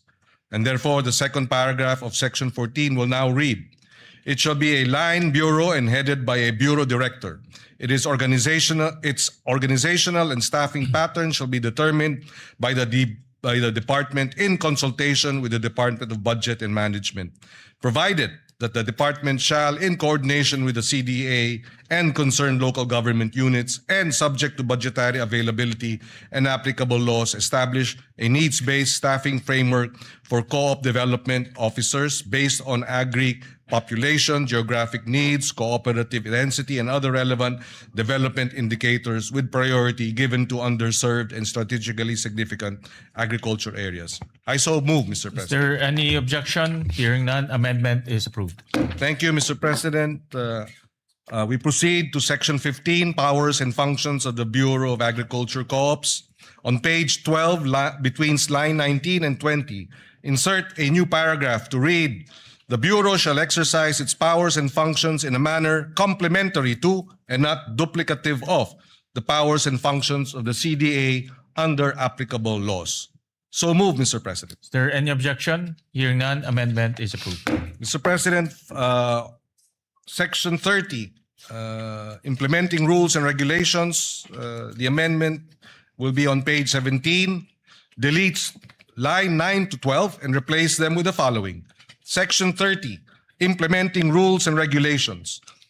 The rules and regulations necessary for the effective and efficient enforcement of the provisions of this Act shall be formulated by the Department and the CDA in coordination with the relevant government agencies and in consultation with the LGUs, agriculture cooperatives, farmers and fisher folk organizations, and other stakeholders, and shall be implemented within 90 days from the effectivity of this Act. Unjustified or willful failure or refusal of the concerned government agencies to promulgate the implementing rules and regulations, IRR, within the specified period shall subject the heads of these government agencies to administrative penalties under applicable civil service laws. And third paragraph, should the IRR contain provisions that are contrary to this Act, the heads of government agencies responsible for such provision, when done in bad faith or with gross negligence, shall be held administratively liable. So move, Mr. President. Is there any objection? Hearing none, amendment is approved. And finally, Mr. President, Section 32, Annual Reports. The amendment is on page 17 between lines 23 and 24 to insert a new paragraph to read, to promote transparency and accountability, the Bureau shall maintain and regularly update a publicly accessible digital registry containing relevant information on accredited agriculture cooperatives, including their ratings, incentives and benefits received, procurement awards, grants, and compliance status subject to applicable data privacy laws. So move, Mr. President. Is there any objection? Hearing none, amendment is approved. Thank you, Mr. President. There are no other proposed amendments for Senate Bill 1990. With the permission of our majority leader, if we can move to terminate the period of amendments. Yes, Mr. President. Mr. President, there being no other members who wish to amend the measure further, I move that we close the period of amendments. I so move, Mr. President. Is there any objection? Hearing none, period of amendments is hereby closed. Mr. President, with that, I move to approve on second reading Senate Bill number 1990 and the committee report number 52. Is there any objection? Hearing none, Senate Bill number 1990 is hereby approved on second reading. Thank you very much, Mr. President. Move to suspend consideration of the measure. Consideration is hereby suspended. Mr. President, we are in receipt of a bicameral conference committee report on the disagreeing provisions of Senate Bill number 1894 and House Bill number 8476, or the amendments to the Universal Access to Quality Tertiary Education Act, which has been filed with the Bills and Index last June 3, 2026, and was ratified by the House of Representatives on the same date. Mr. President, I move that we approve and ratify the said conference committee report on the disagreeing provisions of Senate Bill number 1894 and House Bill number 8476, and the text of the joint explanation be deemed read into the records of the chamber. I so move. Is there any objection?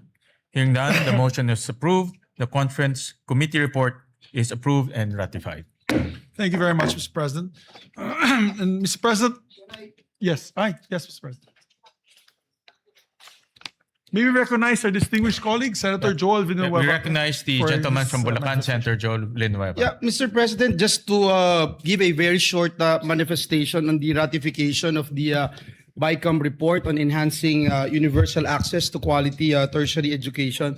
Mr. President, dear colleagues, it is with great privilege that we rise today to express our strong support for the ratification of the Bicameral Conference Committee report on the disagreeing provisions of Senate Bill number 1894 and House Bill number 8476, otherwise known as the Act Enhancing the Universal Access to Quality Tertiary Education. We again extend our warmest gratitude to our fellow conferees in the Senate and our counterparts in the House of Representatives, especially Chairperson Lauren Legarda. As one of the co-authors one of the authors and co-sponsors of this particular measure, Mr. President, we welcome the improvements introduced to this legislation and remain hopeful that these amendments will further strengthen RA number 10931, or the Universal Access to Quality Tertiary Education Act. More importantly, we trust that these reforms will remain faithful to the original spirit and intent of the law, a landmark measure that we, together with some of our colleagues here, including our Senate President, envisioned during its passage to make higher education more accessible to every deserving Filipino learner, especially those who face the greatest economic barriers. This measure responds directly, Mr. President, to that challenge by granting prioritization of eligibility to the tertiary education subsidy for enrolled students from the 4Ps or Pantawid Pamilyang Pilipino program households in recognized higher education institutions and technical vocational institutions. We are helping, Mr. President, ensure that financial hardship does not stand in the way of educational opportunity. So ultimately, Mr. President, this measure advances our collective goal of building a more equitable and inclusive education system.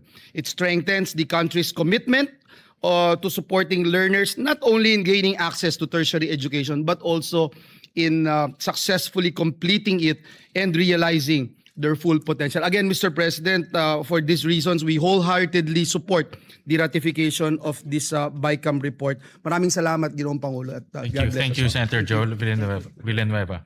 Thank you very much, sir, Deputy Majority Floor Leader. Thank you, sir. With that, I move to consider Senate Bill number 1991 and the committee report number 53. I so move, Mr. Is President. there objection? Hearing none, the motion is approved. This is an act strengthening the National Agriculture and Fisheries Extension System to accelerate agriculture and fisheries development, Mr. President. The sponsor of this measure is Senator Kiko Pangilinan, and may we recognize the sponsor and to amend Senator Joel Villanueva. Yeah, we recognize the sponsor, Senator Kiko Pangilinan, and Senator Joel for his amendments. Thank you, Mr. President. if I may, Mr. President, with the permission of our chairperson, on page 5, this representation would like to propose that we delete lines 24 and 25 and replace them with the following.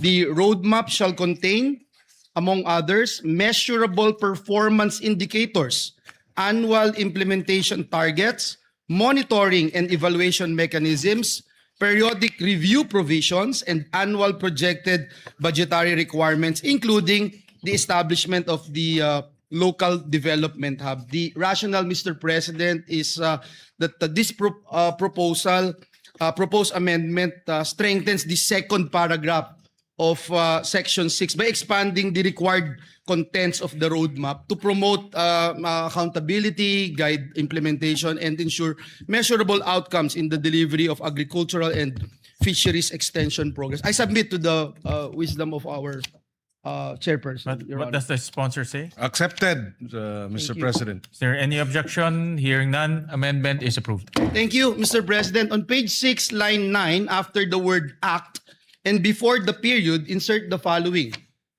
And other applicable laws, and without diminution of vested rights, benefits, and security of tenure of affected personnel. So the paragraph, Mr. President, will now read as follows.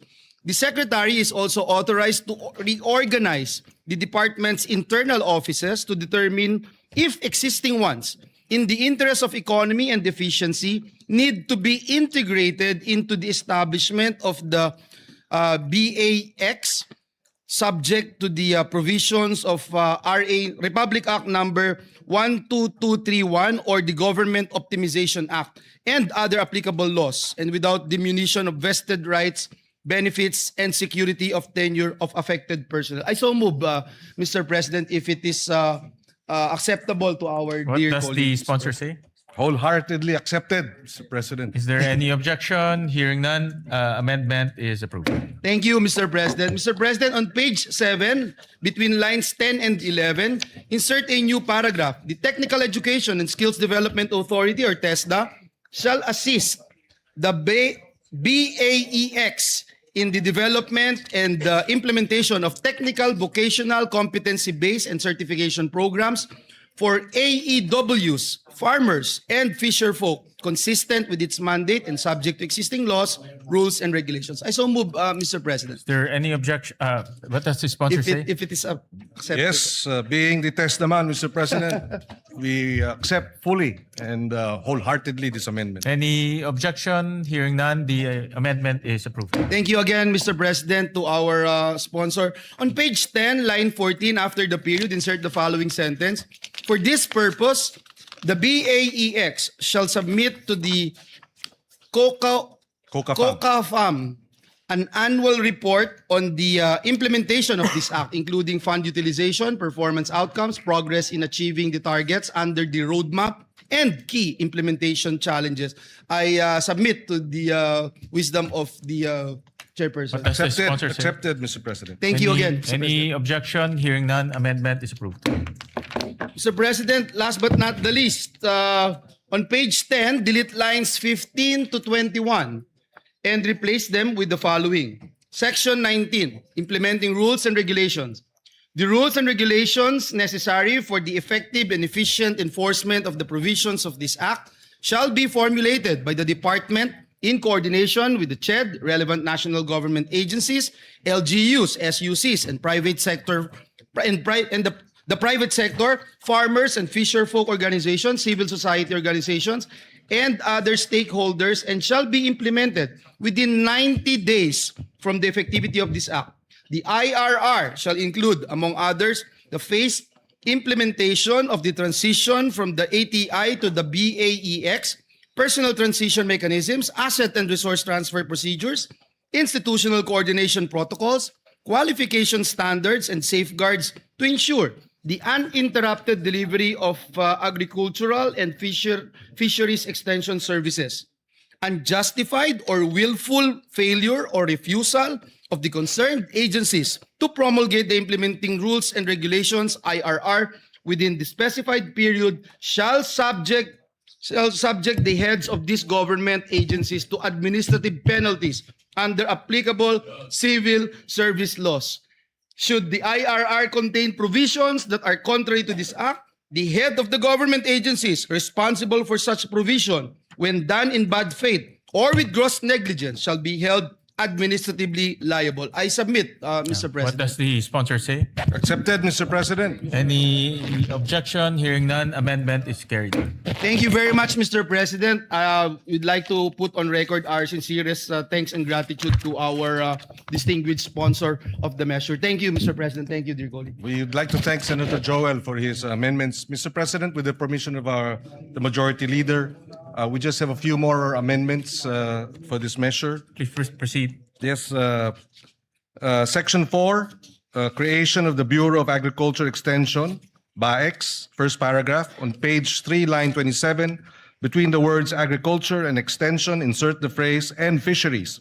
And on the same line, delete the acronym BAEX and replace with the acronym BAFEX.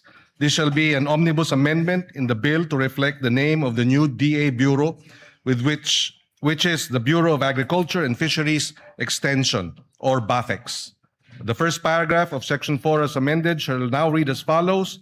Creation of the Bureau of Agriculture and Fisheries Extension, BAFEX.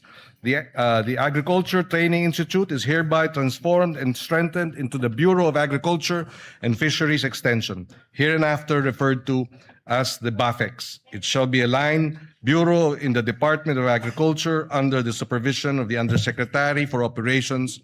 As a line bureau, it shall maintain physical offices at the national, regional, provincial, and municipal levels. So moved, Mr. President. Any objection? Hearing none, amendment is approved. On the same Section 4, second paragraph, on page 4, line 4, after the word section, delete the number 8 and replace with number 9. And it shall now read as follows. The BAFEX shall be headed by a bureau director with 2 assistant directors at the national level who shall head the Technical Services and Administration and Finance Service. Technical Service and Administration and Finance Service, respectively. It shall further be comprised of such other personnel nationwide as indicated in the plantilla under Section 9. So moved, Mr. President. Is there any objection? Hearing none, amendment is approved. Thank you, Mr. President. Section 9, plantilla of BAFEX personnel.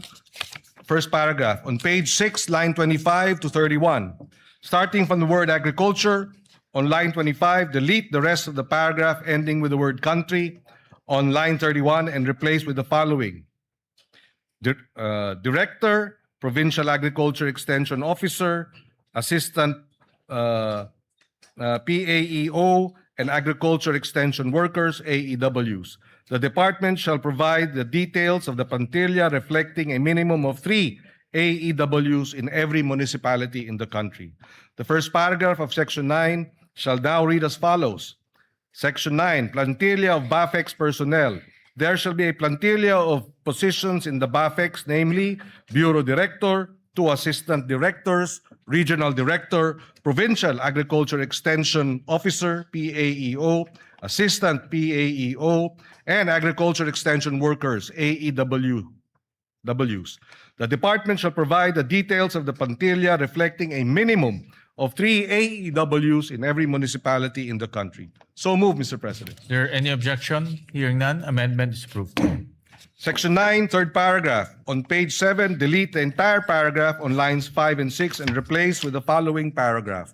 The basic salary grade for Agriculture 1 shall be salary grade 13 in the government salary grade scale, consistent with Republic Act 12215 or the Philippine Agriculturist Act. So moved, Mr. President. Is there any objection? Hearing none, amendment is approved. Mr. President, on page 7, delete lines 15 to 16 and replace with agriculture officers, workers shall be entitled to appropriate representation allowance and traveling allowance, RATA, in accordance with existing regulations. So moved, Mr. President. Is there any objection? Hearing none, amendment is approved. The penultimate amendment, Section 16 on appropriations, first paragraph on page 9, line 25.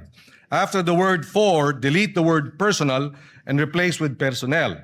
The first paragraph of Section 16 shall now read as follows. Section 16, appropriation for the first year of implementation of this act the amount of 10 billion pesos shall be appropriated for personnel services and operation and capital budget requirements of BAFEX. It shall be sourced out of the total budget of the department. So moved, Mr. President. Is there any objection? Hearing none, amendment is approved. And finally, on the title of the bill, the following, the omnibus amendment approved earlier. The title shall now read as follows. An act strengthening the National Agriculture and Fisheries Extension System to accelerate agriculture and fisheries development, creating the Bureau of Agriculture and Fisheries Extension, BAFEX, and appropriating funds therefore. Subject to style, Mr. President, so moved. Is there any objection? Hearing none, amendment is approved, subject to style. Thank you, Mr. President. There are no other amendments. With the permission of the Majority Leader, I move to terminate the period of amendments. Thank you very much, Mr. President. With that, no other member wishes to make any further amendments. I move to close the period of amendments. Is there any objection? Hearing none, period of amendments hereby closed. Mr. President, I move to approve on second reading Senate Bill number 1991 under Committee Report number 53. Is there any objection? Hearing none, Senate Bill number 1991 is hereby approved on second reading. Please double. Thank you, Mr. President. Move to suspend Thank consideration. you, of the Mr. measure. President. Consideration of Senate Bill number 1991 is hereby suspended. And we'd like to congratulate the distinguished colleague for that. Mr. President, I move, finally, we'll take up one more bill and one sponsorship of another bill, and then we can suspend for the CA. And then we'll take up the other bills this afternoon when we come back, Mr. President. Mr. President, I move that we resume consideration of Senate Bill number 1905 under Committee Report number 35. I so move, Mr. President. Is there any objection? Hearing none, motion is approved. This measure, Mr. President, is for all our barangay health workers. We were in the ground during the earthquake, and we saw all the first responders were actually barangay health workers Correct. helping our people. We promised them, Mr. President, we will pass this, and therefore I would like to recognize, sponsor Senator Risa Ontiveros for their finalizing our amendments on this measure, Mr. President. By the way, for the record, Mr. President, we passed this already in the last Congress. So it's just a matter of passing this once again in this Congress. Thank you, Mr. President. Majority Leader. We recognize the gentle lady from Panay, Senator Risa Ontiveros. Salamat po, Mr. President. Mr. President, there are no more committee amendments and no colleague has submitted individual amendments for proposal today. So, with the indulgence of the body, Mr. President, if the body will kindly allow, and in the light also of what the Majority Leader has said, na actually round 2 na po ito ng mga barangay health workers sa buong Pilipinas since the previous or 19th Congress. If the body will allow, Mr. President, I respectfully move with the indulgence of the Majority Leader that the body closes the period of amendment on Senate Bill number 1905, Mr. President. Yes. This is actually the second time around this bill Yes, came Mr. to the floor. President. Yes, Mr. And President. last time we actually approved it. Unfortunately, hindi ho siya natuloy. No? So Yes. with that, Senator Erwin is raising his hands. We recognize Senator Erwin Tulfo. Just a short manifestation, Mr. President, Madam Chair, our sponsor. Kailangan na po siguro talaga nating ipasaho ito. Kailangan po dahil ito po ay ang ating po mga barangay health workers, mga first responders. Ito po nakita natin nung nagdaang earthquake sa Mindanao, sila po ang nauna. Ang mga barangay health workers po natin, ginagamot po yung may mga sugat at nag-iikot po sa iba't ibang barangay. Doon po sa Sarangani, doon po sa General Santos City. At hindi lang po sa lugar na yan, kundi sa iba't ibang panig ng ating bansa na kapag tinamaan po ng mga unos, kalamidad, sila po ang unang-unang mga rumiresponde sa mga bahay-bahay. So, I believe it is high time that we must pass this Senate bill alang-alang po sa kanila. And it is our way of saying thank you for your service. Maraming salamat, Mr. President. Thank you for that. Maraming salamat, Madam Sponsor. Thank you for that manifestation, Senator Erwin. I believe last night was Senator JV who sponsored this bill. No? Kaya ho, That's dumaan right, na ho Mr. to sa maraming debate at sa wakas, nandito tayo ulit para aprubahan. Thank you very much, Mr. President. With that, I move that we close the period of amendments. Is there any objection? Hearing none, the period of amendments hereby closed. Salamat, Mr. President. Thank you, Mr. President. Mr. President, move to approve on second reading Senate Bill number 1905 under Committee Report number 35. So, Is there any objection? Hearing none, Senate Bill number 1905 is hereby approved on second reading. Mr. President, I move congratulations. Congratulations to the sponsor. To the barangay health workers and the sponsor, Salamat, Mr. Mr. President. President. Congratulations. And to the Senate. Mr. President, move to suspend consideration of the same. The consideration of the aforementioned bill is hereby suspended. Mr. President, I move that we proceed to reference of business, short reference of business. The Senate Secretary is directed to read the reference of business. Reference to business, message from the House of Representatives, letter from the House informing the Senate that on 3 June 2026, it passed the following House bills in which it requests the concurrence of the Senate. House number A389, an act prohibiting political dynasties in national and local elective offices. Referred to the Committee on Electoral Reforms and People's Participation and Constitutional Amendments and Revision of Codes. House number 9466, an act converting the National Feeding Program into a National Nutrition Program by expanding its scope and coverage and enhancing its support mechanisms, appropriating funds therefore, amending RA 11037 or the Masustansyang Pagkain para sa Batang Pilipino Act. Referred to the Committees on Basic Education, Agriculture, Food and Agrarian Reform, Ways and Means, and Finance. Committee Report 71, jointly by the Committees on Basic Education, Agriculture, Food and Agrarian Reform, and Finance on Senate number 2272, with Senators Tulfo R, Pangilinan, Marcos, Estrada, Villanueva, Lapid, Villar M, Aquino, Ejercito, Tulfo E, and Villar C as authors. An act strengthening and expanding the National Nutrition Program, amending for the purpose Republic Act number 11037, otherwise known as the Masustansyang Pagkain para sa Batang Pilipino Act, appropriating funds therefore, recommending approval in substitution of Senate numbers 87, 219, 431, 902, 1145, 1192, 1207, 1312, 1375, 1471, and 1767. Sponsor, Senator Aquino. To the calendar for ordinary business. Majority Leader. Oo nga. Pwede rin na.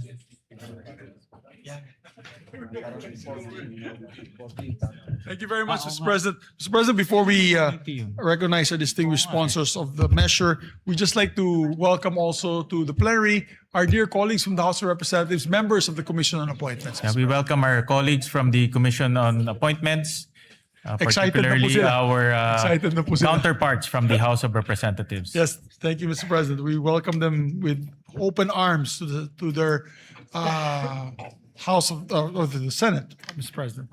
Mr. President, I move that we transfer to the calendar ordinary business special orders. Senate Bill number, it's not in my list, 2272. 2272. Mr. President, I so move. Is there any objection? Hearing none, the motion is approved. Mr. President, I move that we consider Senate Bill number 2272 and ask the Secretary to read the title of the measure. Is there any objection? Hearing none, the motion is approved. Consideration of Senate Bill number 2272 is in order. Under Committee Report number 71, Mr. President. Under Committee Report 71, the Secretary is directed to read only the title of the bill without prejudice to inserting into the records the whole text thereof. An act strengthening, expanding the National Nutrition Program, amending for the purpose Republic Act number 11037, otherwise known as the Masustansyang Pagkain para sa Batang Pilipino Act, appropriating funds therefore. Mr. President, we recognize the sponsor, Senator Bam Aquino, to sponsor the We measure. recognize the gentleman from Tarlac, Senator Bam Aquino. Mr. President, mga kasama, magandang araw po sa ating lahat. The Committee on Basic Education is pleased to present Senate Bill number 2272 under Committee Report number 71, which seeks to amend Republic Act 11037 or the Masustansyang Pagkain parang sa Batang Pilipino Act. Nais po natin pasalamatan ang ating mga kasamahan sa komite, ang EDCOM 2 at ang iba't ibang ahensya na katuwang natin sa pagsulong ng panukalang ito. Sa lahat po, ng mga pangyayari sa Senado sa nakaraang buwan. Ang reformang ito na para sa kabataang nangangailangan at para sa kabataang nagugutom ang isa po sa nakapanghihinayang po talaga na naantala ng ilang linggo. Mr. President, mahalagang tugunan po ang matagal ng issue ng stunting sa kabataang Pilipino. Ayon po sa ulat ng EDCOM 2, sa loob ng 20 taon, mula year 2000 hanggang 2020, nananatili ang problema ng stunting sa ating kabataan. Currently, 26.7% of Filipino children under 5 years old are stunted. Ibig sabihin po, isa sa bawat 4 na kabataan ay hindi naaabot ang kanilang tunay na potensyal. They will carry the lifelong burden of undernutrition. Hindi po natin malulutas ang krisis sa edukasyon kung hindi po natin tututukan ang isa sa mga ugat nito, ang kakulangan sa nutrisyon na nagsisilbing hadlang upang epektibong matuto ang mga estudyanteng Pilipino. Ang ating pong panukala ngayon ay hindi lamang isang feeding program. Ito po ay reforma sa edukasyon, isa pong public health strategy at isa pong hakbang sa pagpapaunlad ng human capital ng ating bansa. Meron pong matatag na ugnayan sa pagitan ng nutrisyon at edukasyon. Ang isang gutom na bata ay hindi makakapag-focus. Ang isang malnourished na utak ay nahihirapan na maalala ang pinag-aralan sa eskwelahan. Ang expanded National Nutrition Program na ito ay tutugon sa isa sa pinakamalaking reformang kinakailangan ng ating sistema sa edukasyon. Noong ating pong unang termino, tayo rin po yung nag-sponsor ng RA 11037. Ngunit sa halos isang dekada ng implementasyon, nakita rin po natin ang mga gap o puwang sa sistema.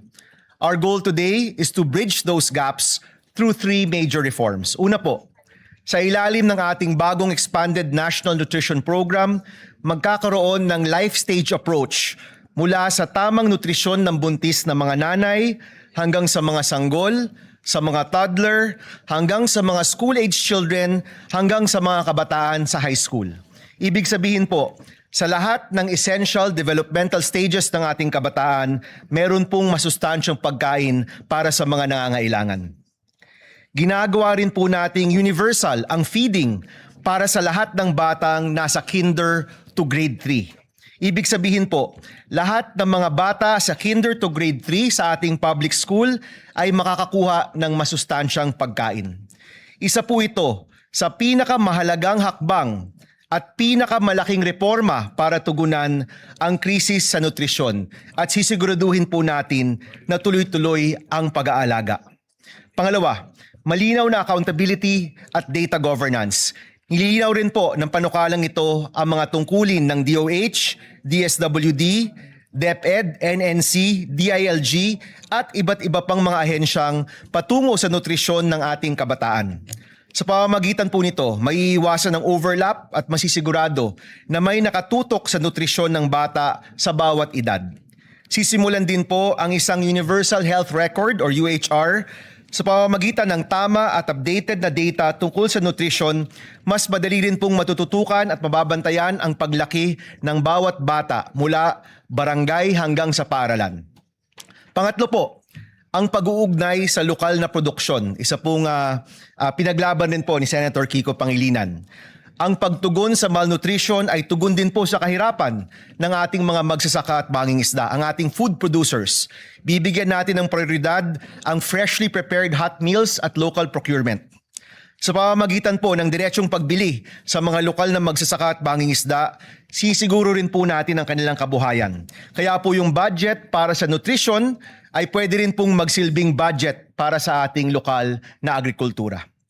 Tulad din po ng ating Classroom Building Acceleration Program or CAP-ACT, maaaring bigyan ng suporta ang mga LGU na merong effective na feeding or nutrition programs. Sila po'y maaaring magkaroon ng bahagi ng pambansang pondo upang maipatupad ang mga nutrition program nila sa kanilang sariling lugar. Mga President, Mr. President, mga kasama, ang nutrition po ay isang long-term investment para sa ating human capital at ekonomiya. Ang mga batang malusog ay mas may pagkakataong magtagumpay sa paaralan, maging produktibong bahagi ng ating workforce at makapag-ambag sa pag-unlad ng ating bansa. Nagbibigay din ang batas na ito ng karagdagang suporta para sa mga vulnerable sectors tulad ng indigenous learners, mga nasa GAIDA or geographically isolated and disadvantaged areas, mga batang may kapansanan at mga buntis na mag-aaral.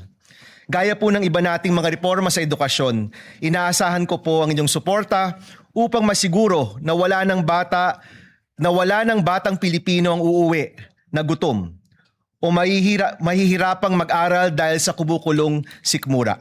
Simulan po natin ang pag-unlad ng ating bansa sa pinakapundasyon, isang batang Pilipinong busog, malusog, at handang matuto. Maraming salamat, Mr. President, mga kasama. Magandang araw po sa inyong lahat. Maraming salamat, Senator Bam, at maraming salamat at meron tayong ganitong batas para pumalutas po natin ang malnutrisyon sa ating bansa. At maraming salamat at binibigyan mo ng importansya ang kalusugan ng ating mga mag-aaral. Thank you, Mr. President. One of our principal authors and sponsors would like to also sponsor. We recognize distinguished colleague Senator Joel Villanueva. Yeah, we recognize Senator Joel Villanueva. Thank you very much, Mr. President, distinguished Majority Leader.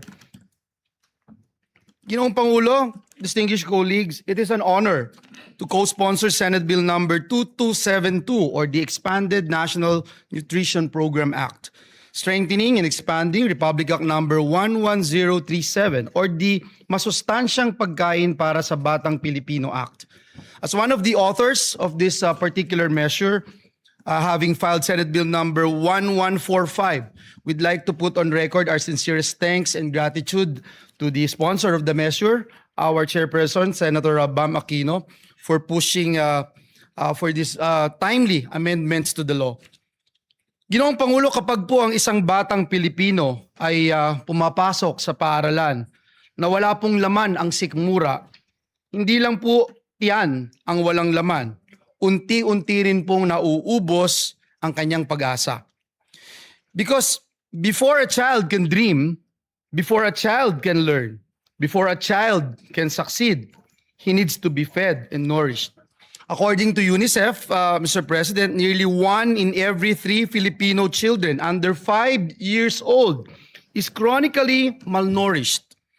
Sa BARM nga po, umaabot pa raw po sa 45.2% ang stunting rate ng mga bata. Mas mataas pa po ito, Ginoong Pangulo, sa nakakaalarma ng 28.8% na stunting rate ng buong bansa. Habang tayo po ay narito ngayon sa bulwagang ito, may batang Pilipinong pumapasok sa paaralan na tubig lang ang laman ng kanyang tiyan. May batang hirap na mag-concentrate sa klase dahil siya po ay gutom. At may mga magulang na pinipiling huwag kumain para lang may maihain naman para sa kanilang mga anak. Mr. President, the 2022 PISA results also showed that more than 1/3 Filipino students reported not eating at least once a week because of financial hardship. Hindi po simpleng statistics ito, Ginoong Pangulo. Mukha po ito o mukha po iyan ng batang nahihilo sa classroom. Mukha po yan ng batang unti-unting na pag-iiwanan. Hence, Mr. President, we fully support this measure which recognizes that hunger is not really a food problem. It is an education problem. It is a health problem. It is a poverty problem. Mr. President, distinguished colleagues, the true measure of a nation is how it treats its children.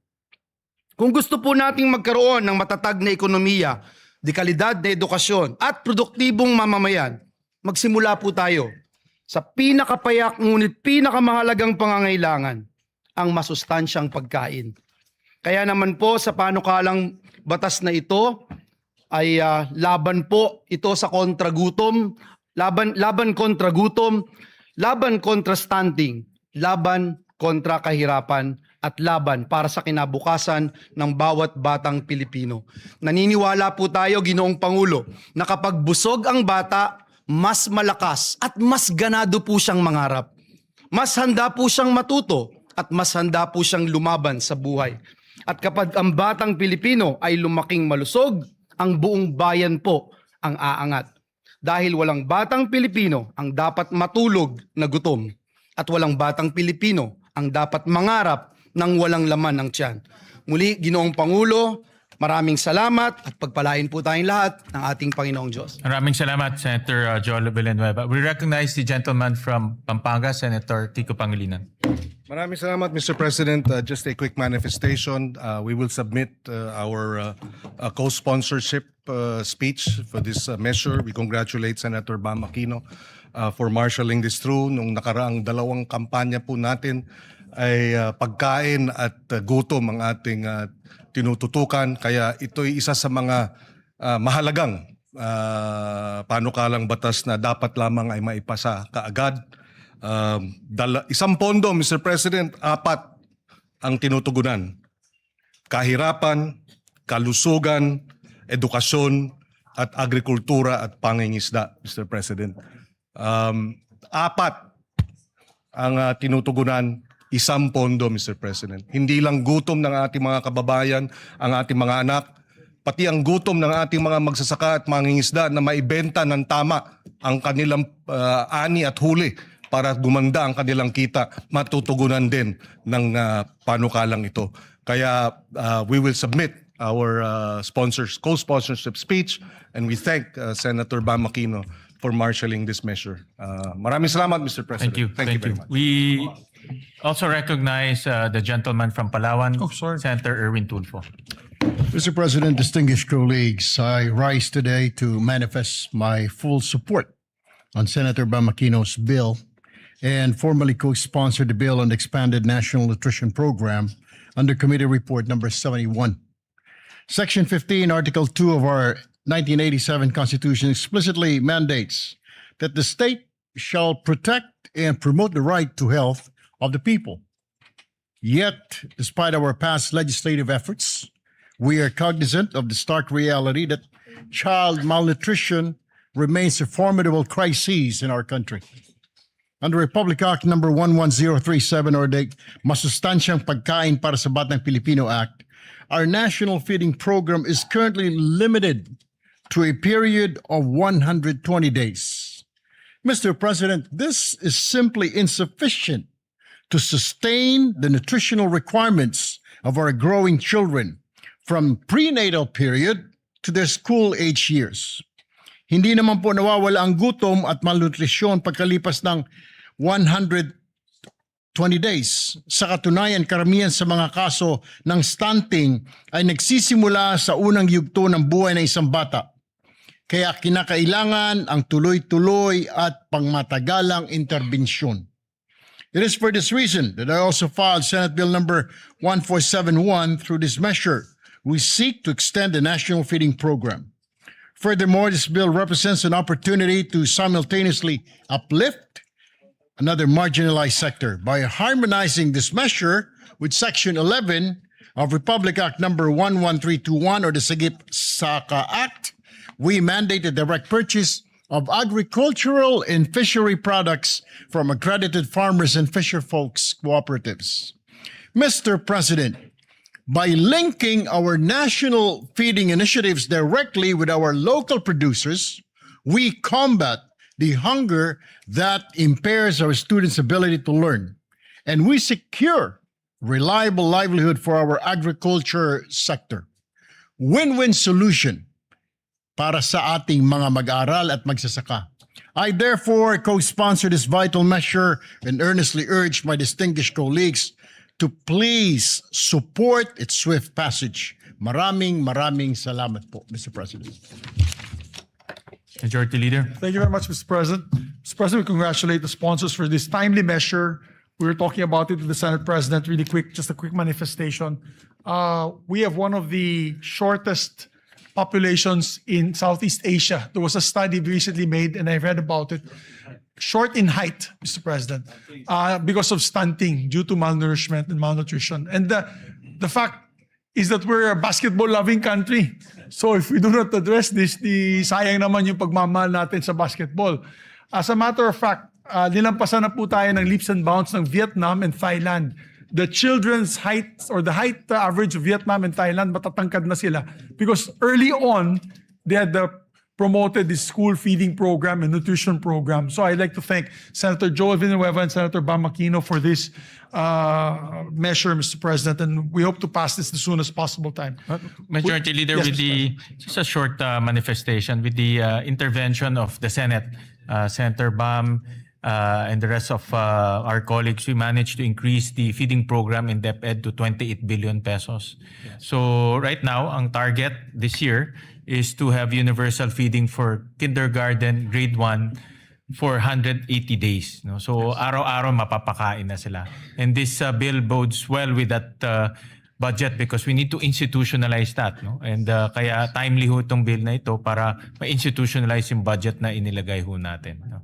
Thank you. Thank you very much, Mr. President. We need to do this and act on this measure with haste. Mr. President, I move to suspend consideration of the measure to allow our colleagues to study the measure further. Is there any objection? Hearing none, the aforementioned bill is hereby suspended. Mr. President, we'd just like to designate, before we suspend for the CA, we'd just like to designate the members of two bicameral conference committees that will happen very soon. I move that the Senate President rather designate the Senate conferees to the Conference Committee on the Disagreeing Provisions on Senate Bill number 1981 and House Bill number 4744. These are the bills on Private Basic Education Vouchers Assistance Act, Mr. President. Is there any objection? Hearing none, the following are designated conferees on the disagreeing provisions on Senate Bill number 1981 and House Bill number 4744. Senator Bam Aquino as chairperson, Senate President Win Gatchalian as the author of this bill, and Senator Joel Villanueva. For the minority, Senator Lauren Legarda and Senator Camille Villar. Thank you very much, Mr. President. Mr. President, I move also that we proceed with the Senate President's designation of Senate conferees to the Conference Committee on the Disagreeing Provisions on Senate Bill number 1966 and House Bill number 6636. This is the bill institutionalizing the Assistance to Individuals in Crisis Situations Act. I so move, Mr. President. Is there any objection? Hearing none, the following members are hereby designated as Senate conferees on the Conference Committee on Disagreeing Provisions on Senate Bill number 1966 and House Bill number 6636. They are Senator Erwin Tulfo as chairperson, members for the majority, Senator Ping Lacson, Senator Lito Lapid, Senator Vicente Soto III, and for the minority, Senator Bongo. Thank you, Mr. President. And also for the record, Senator Kiko Pangilinan would like to be co-author and co-sponsor of the committee report of Senator Bam, as well as yours truly, Mr. President, if I can be made also co-sponsor and co-author. of So the same. recorded. Thank you. And Senator Rafi Tulfo as well, Mr. Yes, President. so recorded. Thank you, Mr. President. Mr. President, I move that we also elect, we have the list of the minority members to the CA so that they can also participate in today's commission on appointments. This list had come from the office of Senator Pia Cayetano. Mr. President, I move that we elect the following senators as members of the commission on appointments on the part of the minority: Senator Rodante Marcoleta, Senator Christopher Bongo, Senator Aimee Marcos, Senator Lauren Legarda, and Senator Jinggoy Estrada. I so move. Is there any objection? Hearing none, the motion is approved. And also, Mr. President, pursuant to Article 6, Section 17 of the 1987 Constitution, I move to elect the following members to the Senate Electoral Tribunal on the part of the minority: Senators Pia Cayetano and Senator Robin Hood Padilla. I so Is move. there any objection? Hearing none, motion is approved. With that, Mr. President, I move to suspend session until 3 o'clock in the afternoon to allow us to have our Commission on Appointments hearings this afternoon, Mr. President. I so move. Session is suspended.